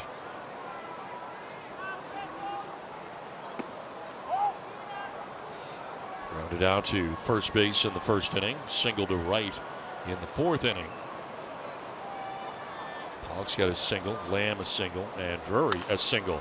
Now the shift on, it is Solarte with the throw in time. Let's play by Jan Hervis. Never easy when you're playing in the shift and you're the second baseman in short right field. And that off balance throw going from a strange position, and he's able to get Lamb at first base. Oh, makes this a tough play as it's scalded, but going to his left and that hop off the grass, you're wondering where that's going to go. But with this turf and this playing surface, no bad hops out there. So 9 in a row retired by Chassin, and it brings up Brandon Drury. He singled to left in the second, then struck out swinging in the 4th inning.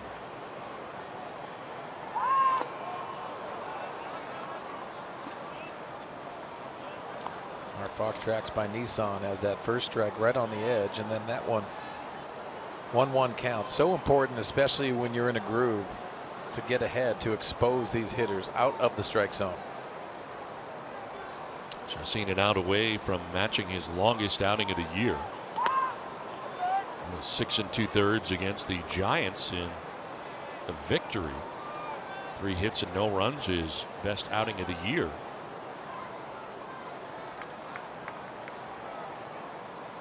Threw 95 pitches in that outing.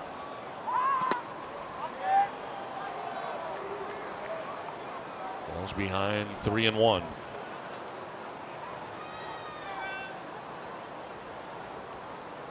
Lost to the Dodgers on opening day. Win at home against San Francisco. Then a loss last time out at Atlanta.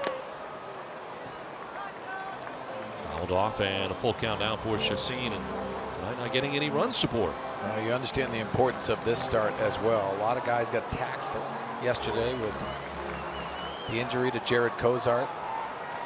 Step up Jolie Chassin, and he steps up for his club. And they're into the pen after 3 2/3 innings last night. Payoff pitch popped up, foul ground. Hedges and Myers. Myers onto the dirt to make the catch for out number 2. Saturday, it's FS1 doubleheader. Bryce Harper and the Nationals step up to the plate against the New York Mets in the big bat of Yoenis Cespedes, followed by the Cardinals versus the Brewers. It's a perfect day to watch baseball, and it all starts Saturday at 1 p.m. on FS1. 2 down here in the 7th inning. 10 in a row retired by Chassin. Bryce Harper with the 2 home runs. Cespedes already has a 3 home run game this year. Should be a great matchup. Chris Herman to left field. Córdoba got a late break. Now he's coming in to make the catch in left field. Well, Córdoba started back, then came in, and that one almost ended up on the grass, but he recovers just in time. Way to go, young man.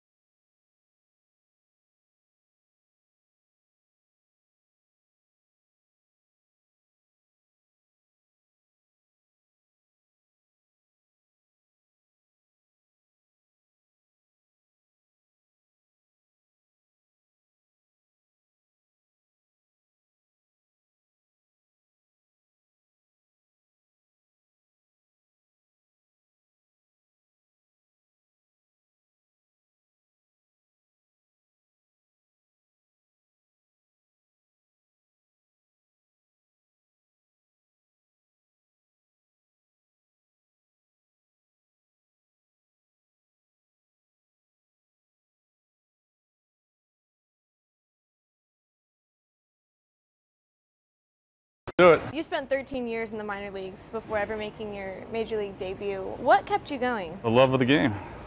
the passion I had to play the game of baseball. People are like, how did you do that? How did you do that? It was easy for me because I was playing baseball. I would not change my journey because it's prepared me for what I do now. See more of Alan Zinter's afternoon of yoga and baseball in this week's Padres POV presented by Nissan, Friday after Padres Live on Fox Sports San Diego. Are you a yoga guy? No. No. I am not flexible when it comes to that. But man, Alan Zinter, I mean, that's impressive. It was. Sounded like he was a little bit out of breath there. I mean, do you get out of breath doing yoga? Probably the hot yoga. Left side is short. Ahmed with the throw to first base in time to get Myers. Padres POV will be on Friday after Padres Live. How about you, yoga? Never done it, but I mean, I think it's in my future. My favorite's the spin classes. Okay. You ever tried that? Never done it. I could use a spin class. It's it's aggressive.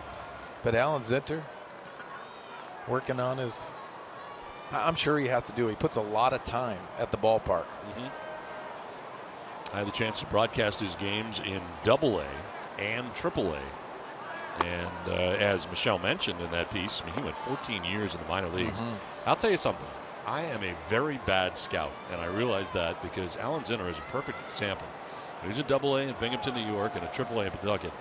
I thought he was going to be a sure thing major leaguer for a long time, and it just didn't work out that way. And you talk to him, and you look at the guys who were ahead of him in each organization, and there was always a solid guy there at the top that he just couldn't get there. Yeah, it's just one of those things. There's a lot of luck involved, and obviously a great college career at University of Arizona Wildcat, All-American. And it's surprising how hard it is to get to that level. But I think the point you made too, always someone in front of you. That won't give you that opportunity, but perseverance, and one of the best hitting coaches in the game because he cares about every individual. And I mean that, being around him for the last 2 years, I'm very impressed. So foul back at the screen when you get here in the afternoon. There is a long list of guys who are looking to work in the cages with him, and it's player after player that he's with. And it amazes me, hitting coaches, because not everybody's going to be going well. There's always going to be a couple guys going bad no matter what part of the year you're at, and you're worried about all of them. Yeah, it's a tough position, and obviously pitching coach, very similar too, but he works at his craft, and the best trait that Alan has is he listens and lets other coaches help him out as well. There's a lot of hitting coaches in the game that understand their process, and they don't want to have communication from others. Well, there's a lot of knowledge out there with a coaching staff, and Alan Zinter is very able to listen to all of his coaches and say, hey, listen, I want you to have that conversation. You never know when you're going to unlock something from a young hitter. Why not have those communications? And it's also important to know when to go to a guy and when not to go to a guy. I know because every player is different. And it is. It's one of those things you have to know when to communicate, and also know when there's nothing needed to be said. You're going through some struggles. That is something that you have to get yourself out of sometimes and not be reliant on a hitting coach. A walk here for Yangervis Solarte. And the first walk given up by Zach Greinke. Padres trying to get base runners any way they can right here. No score in the game in the 7th inning. First home runs hit versus the Diamondbacks. Last year, Ryan Schimpf had 6 of them, 6 of the 20 that he had last year. Coming against Arizona. Breaking ball for strike 1 to Ryan Schimpf. Well, he buys that first pitch breaking ball, that slow breaking ball. He's throwing it a lot to the left-handers. Travis Jankowski's got a few. And also Ryan Schimpf.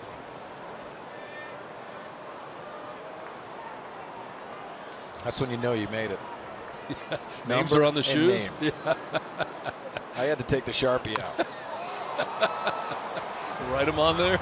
I didn't want to put my name on the shoes.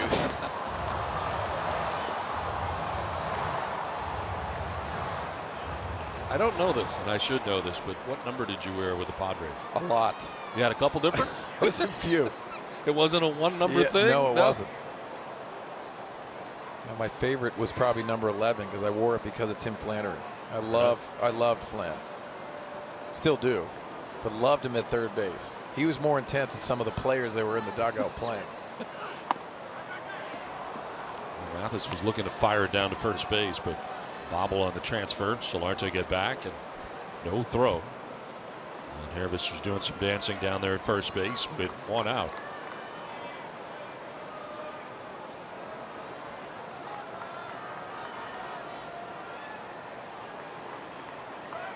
Shifting on the infield as Greinke now backs off. Going back and forth here with Ryan Schimpf. You know, Jeff Mathis has really done a very nice job calling the game. Zach Greinke, keeping him in his pace. Greinke now is calling his catcher out. They can't get on the same page. Well, this is a good thing. Throughout the night, it's been pretty simple.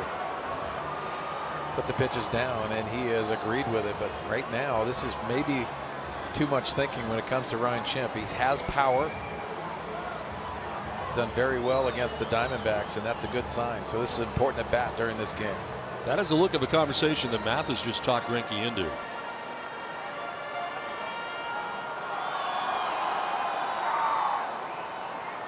Troy Lavello having conversations with Dave McKay, and that's the pitching coach, Mike Butcher.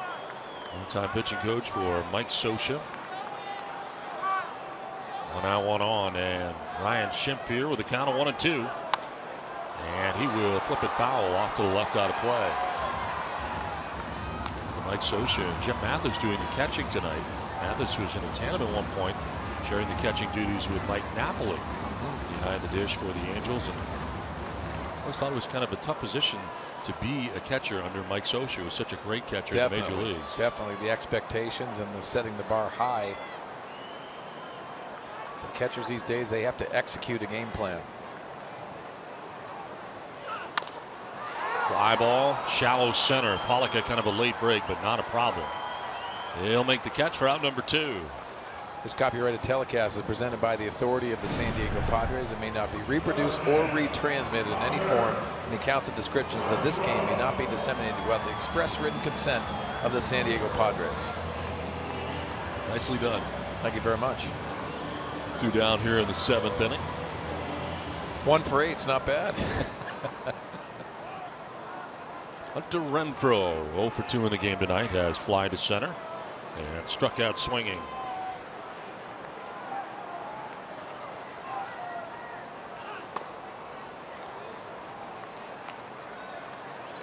Padres been held to 2 hits. Both teams have combined for only 5. Diamondbacks with 3, and Chacin and Greinke have been the story here tonight. If he goes to that slow breaking ball again, but after that high fastball for ball 1. Renfroe lines to short, and Abed able to make the catch that'll end the inning. We played 7 without a score in San Diego.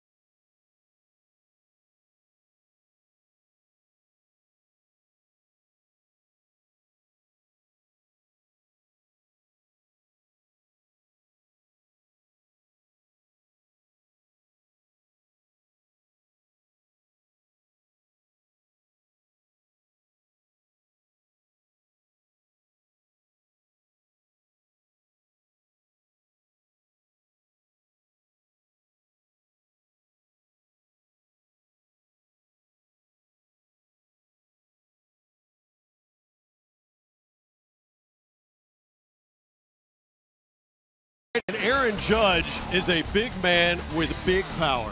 That ball went a long ways. And the Yankees this year have Last year, 8-14 in April. This year, they've already won 10 games, so off to a hot start and in first place, tied for the Orioles in the AL East. A 448-foot blast for Judge. They hit 4 home runs tonight. They lead the American League in homers, so the Yankees may be surprising some folks. When Steve and I see on Padres Live, the post-game show brought to you by Cox Communications, we're talking about this pitcher's duel behind us here at Petco.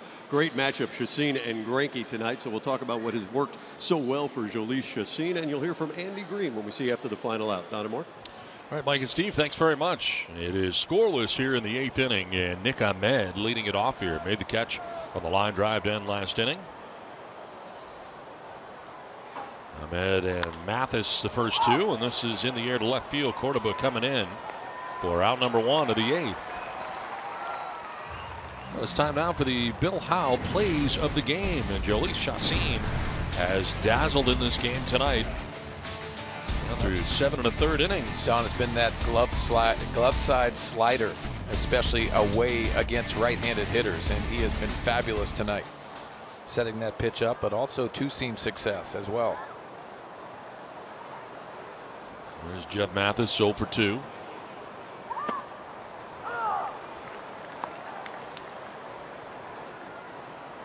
He's lined out to center and struck out swinging.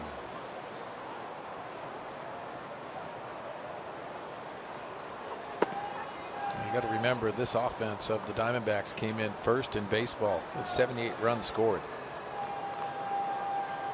And to neutralize that, you understand what you have tried to do is having that out pitch and the command.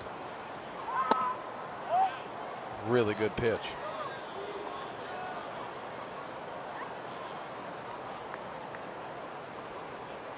The Diamondbacks been not able to do anything against Chacin all night. He's working here into the 8th inning, his longest outing of the year.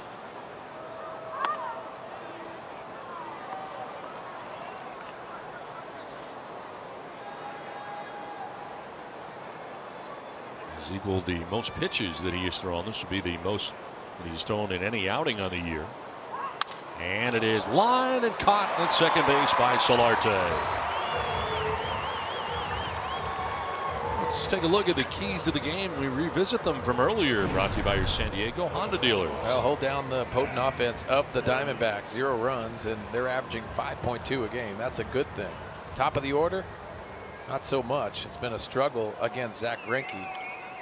1 for 9 with only a single. And here's Zack Greinke, who's been incredibly economical throughout the night. 76 pitches through the first 7 innings. And a pretty good hack at that for strike 1. I think those keys were a little better than last night's keys. Just a tad, yes. Just a tad. 50-50. Not bad. I was god awful last night.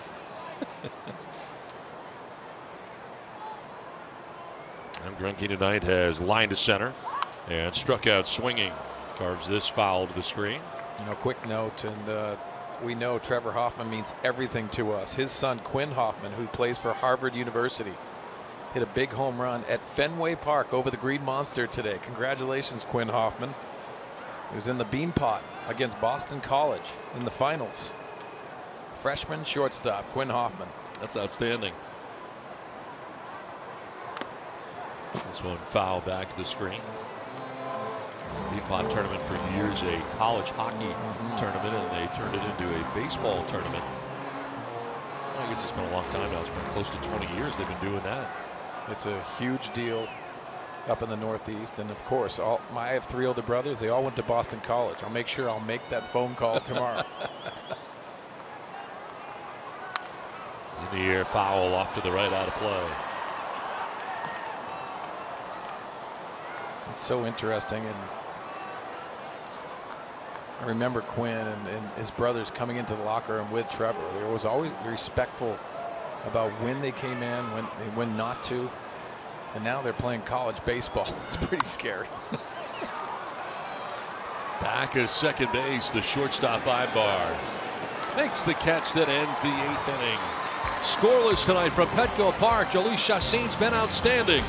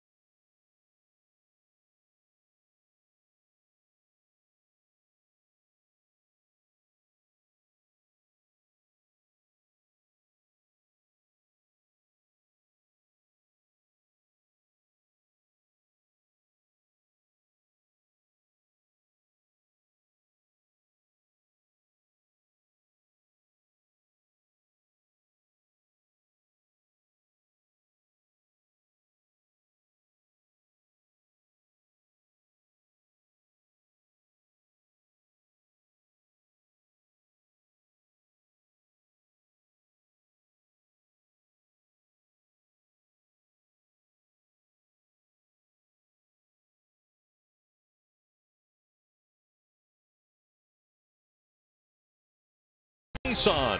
Choose Nissan today for great offers on our most exciting lineup. Shop at choosenissan.com.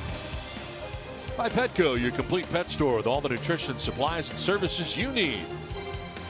And by your San Diego County Lexus dealer, who invites you to test drive a Lexus today. Back at Petco Park, where Zach Greinke back out there for the bottom of the 8th inning, and why not? He's only thrown 76 pitches, only given up 2 hits, and deals with the Padres catcher Austin Hedges. In fact, Greinke has had only 1 3-ball count. That was back in the 3rd inning. Jhoulys Chacin, who ended up getting a base hit.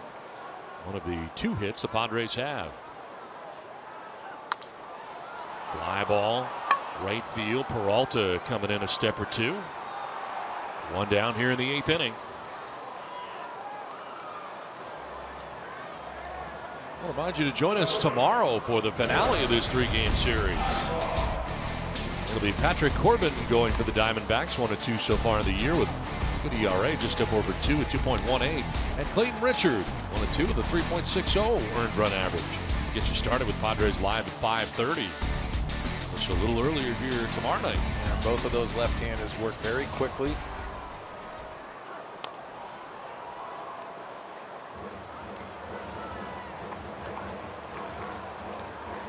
Clayton Richard will be on the mound for the finale of the 3-game series. Will the Miami Marlins come to town?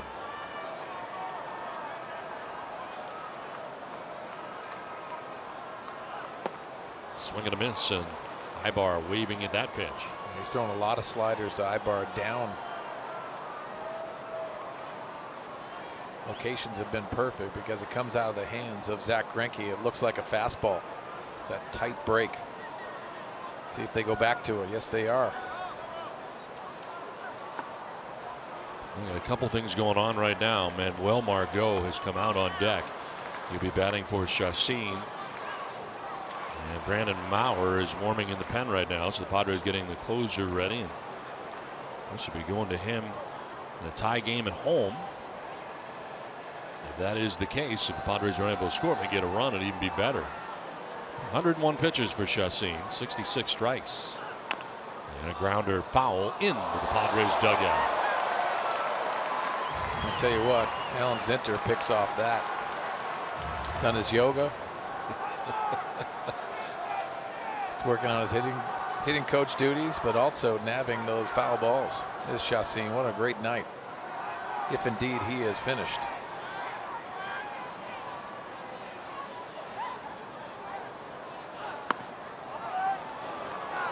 Just tried to frame that, it missed, and it's 2-2. Maybe that fastball is just a show to try to get that slider again down and in.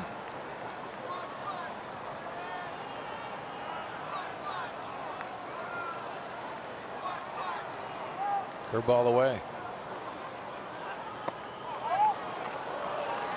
Full count now.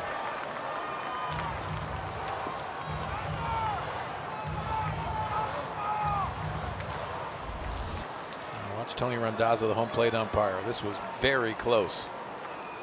Could have gone either way.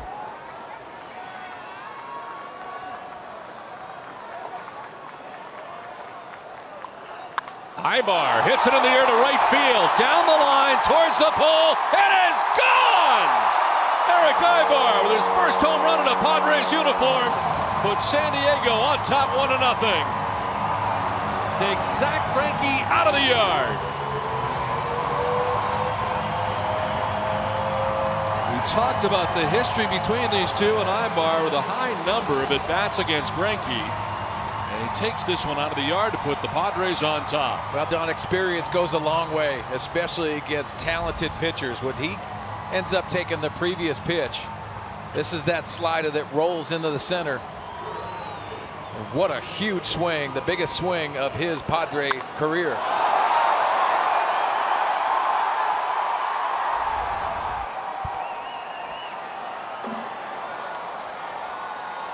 1-0 San Diego, and now Manuel Margot pinch hitting.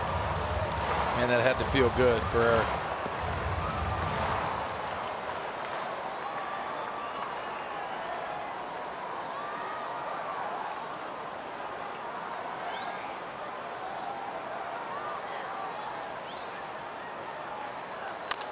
chopper up the middle for Margot, and from second base, the throw not going to be in time.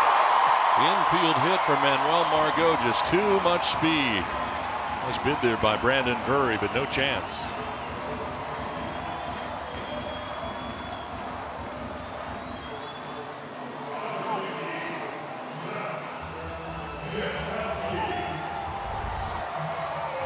Manny Margot gets that cut fastball and works the center of the diamond. Seen an aggressive approach from the young center fielder in a pinch hitting role. Perfect opportunity after the home run by Ibar. Man, can he get down the line? Knew he had a chance as soon as he hit it. Now Greinke from the stretch. Margot will be looking to get to second base as they check on him right away. Well, if you're Travis Jankowski, you can be aggressive with a fastball and look for that #1 pitch with the speed on first base. And the Padres have a lead now, looking to obtain some insurance here in the 8th inning. There goes Margot. He was guessing and guessed wrong. Now they got him in the rundown, and he'll be tagged out. Went on first move, or so he thought. And caught here for out number 2. Well, tried to time him, and you got to credit Zach Greinke for holding the baseball. You sit there as a base runner and anticipate when he is going to go home, but gets a perfect time to try to steal a base.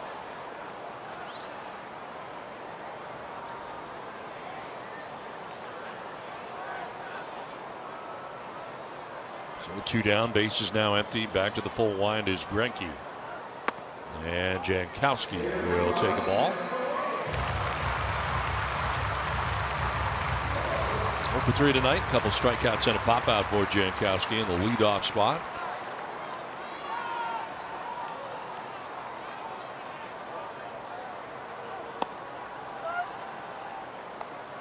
And you go back to that previous pitch to Eric Ibar that he took, that slow breaking ball that could have gone either way.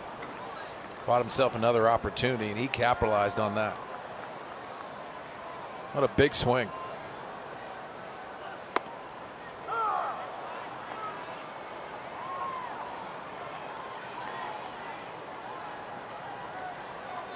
Be the top of the order for Arizona in the 9th inning. Pollock, Peralta, Goldschmidt. Anybody gets on, Lamb will have a chance. So you're going through a pretty tough part of the order.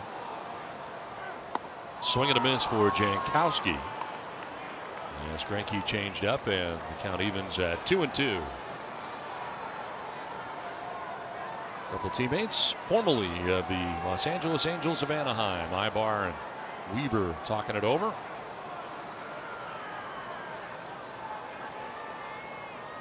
(2-2) to Jankowski, and that'll bounce in the dirt. Full count.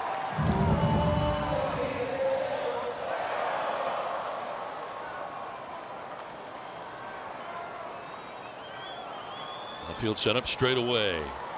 Torey Lovullo's Diamondbacks have given up a run here in the 8th inning.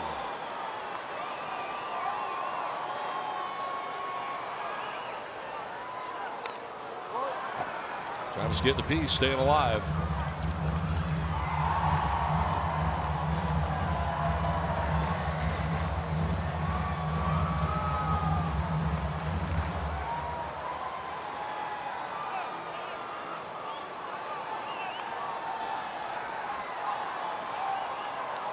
Greinke's 94th pitch is a ground ball up the middle and by the dime to Drury into center field. Jankowski with a base hit.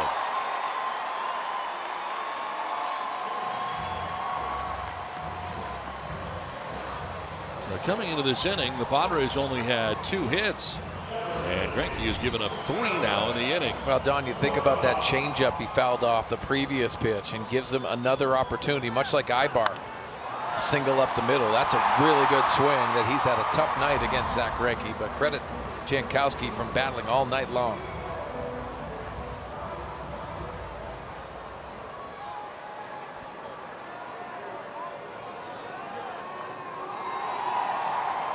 Second base stolen twice since the start of the 2016 season. He's tough.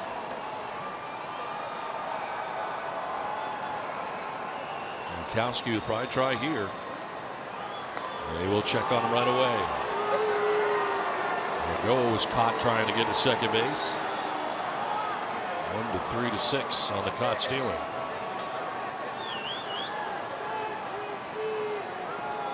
And the tactic last time was to hold on to the baseball.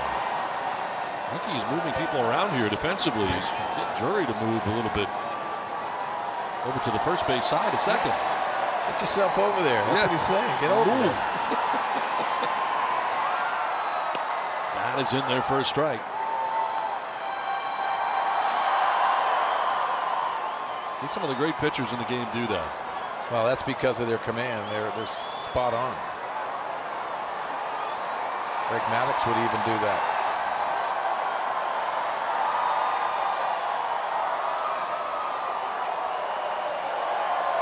For the first, and back is Jankowski.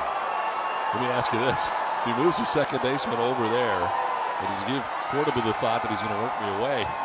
It is. That is the thought. His control is so good. I'm not sure it matters, though, at times. 0-1. Cordoba drops the bunt down. It's a good one, but not far enough away. And Mathis jumps out there aggressively and throws him out.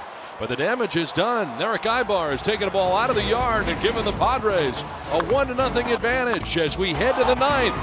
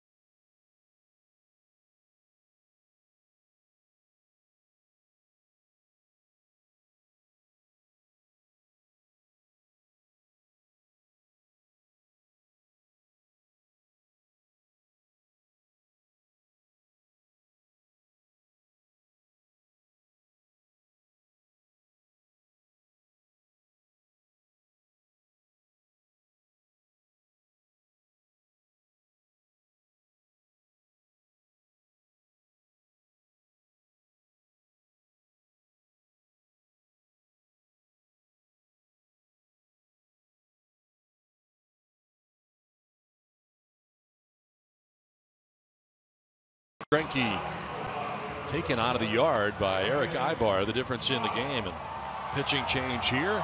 Chacin, after 8 shutout innings, comes out. His pitching change is brought to you by El Cajon Ford, and it's time for Brandon Maurer. Brandon Maurer looking for his second save. The big one came on opening day here against the Giants. Same situation, energy in the building. This is what you want. He's got tough matchups. Start leading off the inning. And this is what they have done against him. Pollock 2 for 3. Peralta 1 for 4. Goldschmidt 1 for 5. That's what he's dealing with. Everybody gets on. Jake Lamb will have a chance. Pollock will take strike 1. Chacin, 8 shutout innings through 101 pitches in an outstanding effort. Strike 2. Now that glove side dominance for Brandon Maurer.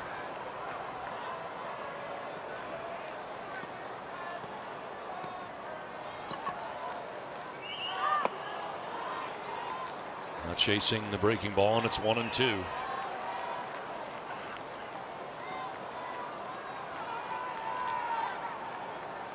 And well, Margot stays in the game in center field. Jankowski moving from center to left field. Pollock to right field, and he begins the 9th inning with a base hit to right. Second hit of the night for Pollock. 3rd time he's been aboard. Well, it's a professional bat. Tip your cap. This ball's off the plate. Perfect pitch. Perfect location. He handles the velocity of the fastball, but also on the outside part of the plate with 2 strikes. Pollock with a good speed. Would like to keep him off the base paths, but he's got a base hit here and gains his lead at first base. Now Peralta goes around for strike 1. He was fooled on that.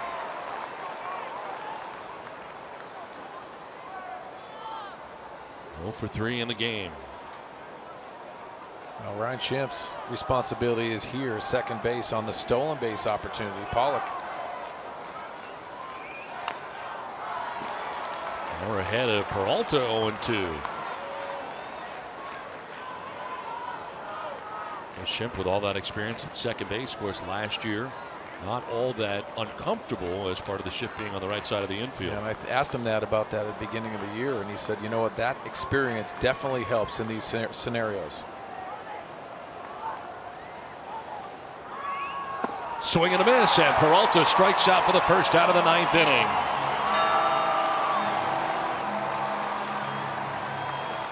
They didn't try to overthrow this slider, and it looked very good. Swinging on top of it, and a big punch out. 1 on, 1 out. Paul Goldschmidt coming up 0 for 3. He's grounded out twice, struck out, but of course all that was against Chacin tonight.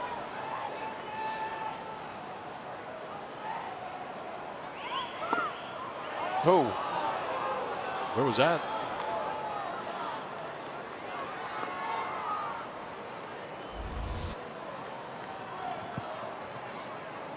That's a pretty good pitch.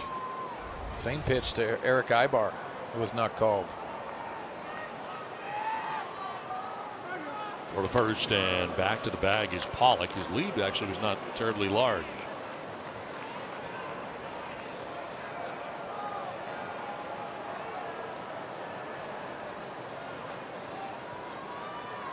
Now we're trying to get his second save of the year.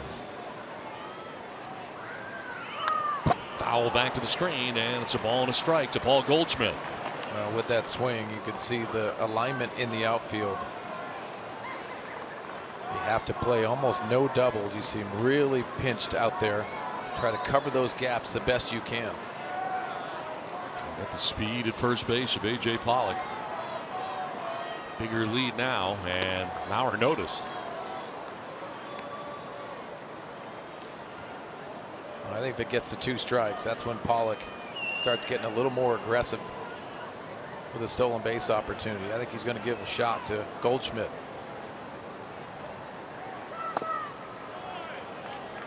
Two and 1.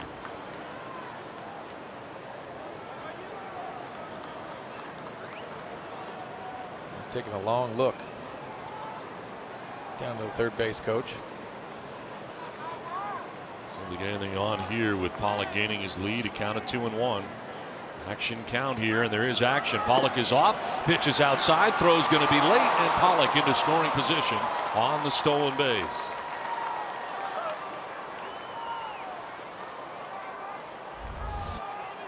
I picked a perfect pitch, the breaking ball, the slider in the dirt. Hedges does everything he can. At the speed of Pollock and the jump.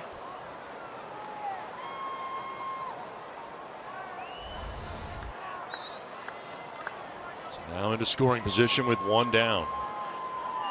And the hitters count here to a very good hitter, Paul Goldschmidt.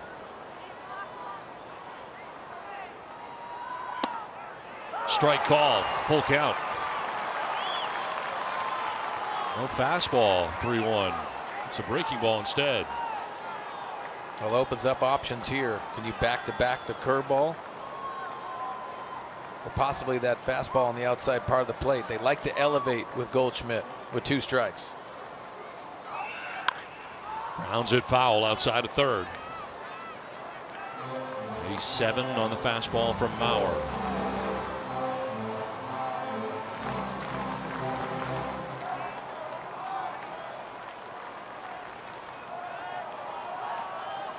A.J. Pollock at second base, 1 out in the 9th inning. Padres on top 1-0.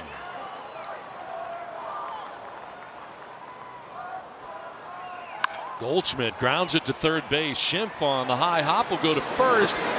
In time for the out, but taking third on aggressive base running is Pollock. He waited for the throw that took off. Schimpf's throw was one hop to first base, but Myers able to grab it for the second out.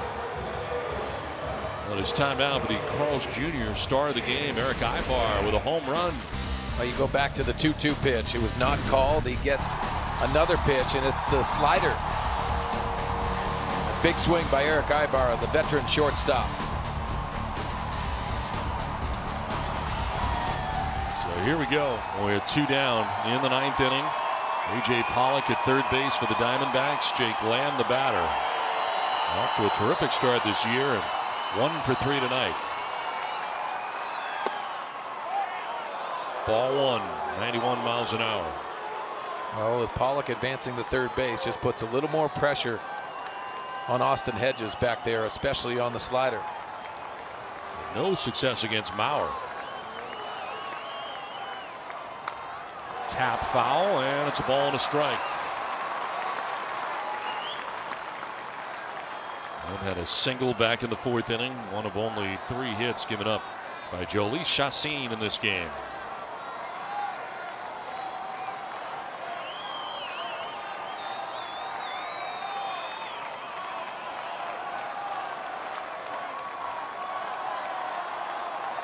Mauer with a 1-1 pitch. On the ground, foul just outside the bag at first base. It looked like he was sitting on that breaking ball.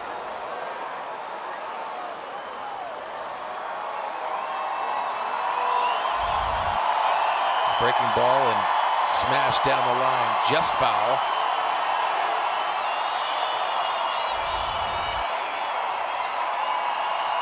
One ball, 2 strikes, 2 down.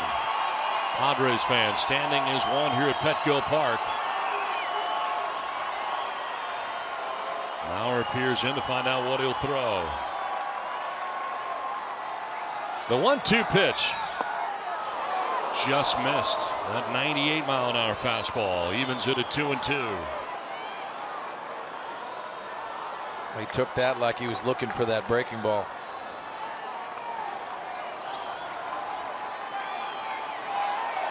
Pollock with a walking lead off third.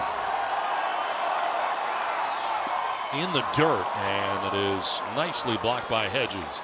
And have some confidence in your catcher to throw that with a tying run 90 feet away. Now perfectly schooled.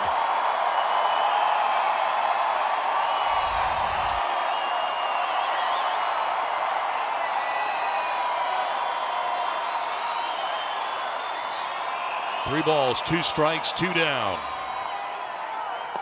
He struck him out, and with the throw to first base, the Padres win. Mauer power getting it done. Padres win it 1-0 and beat Zach Greinke tonight at Petco Park.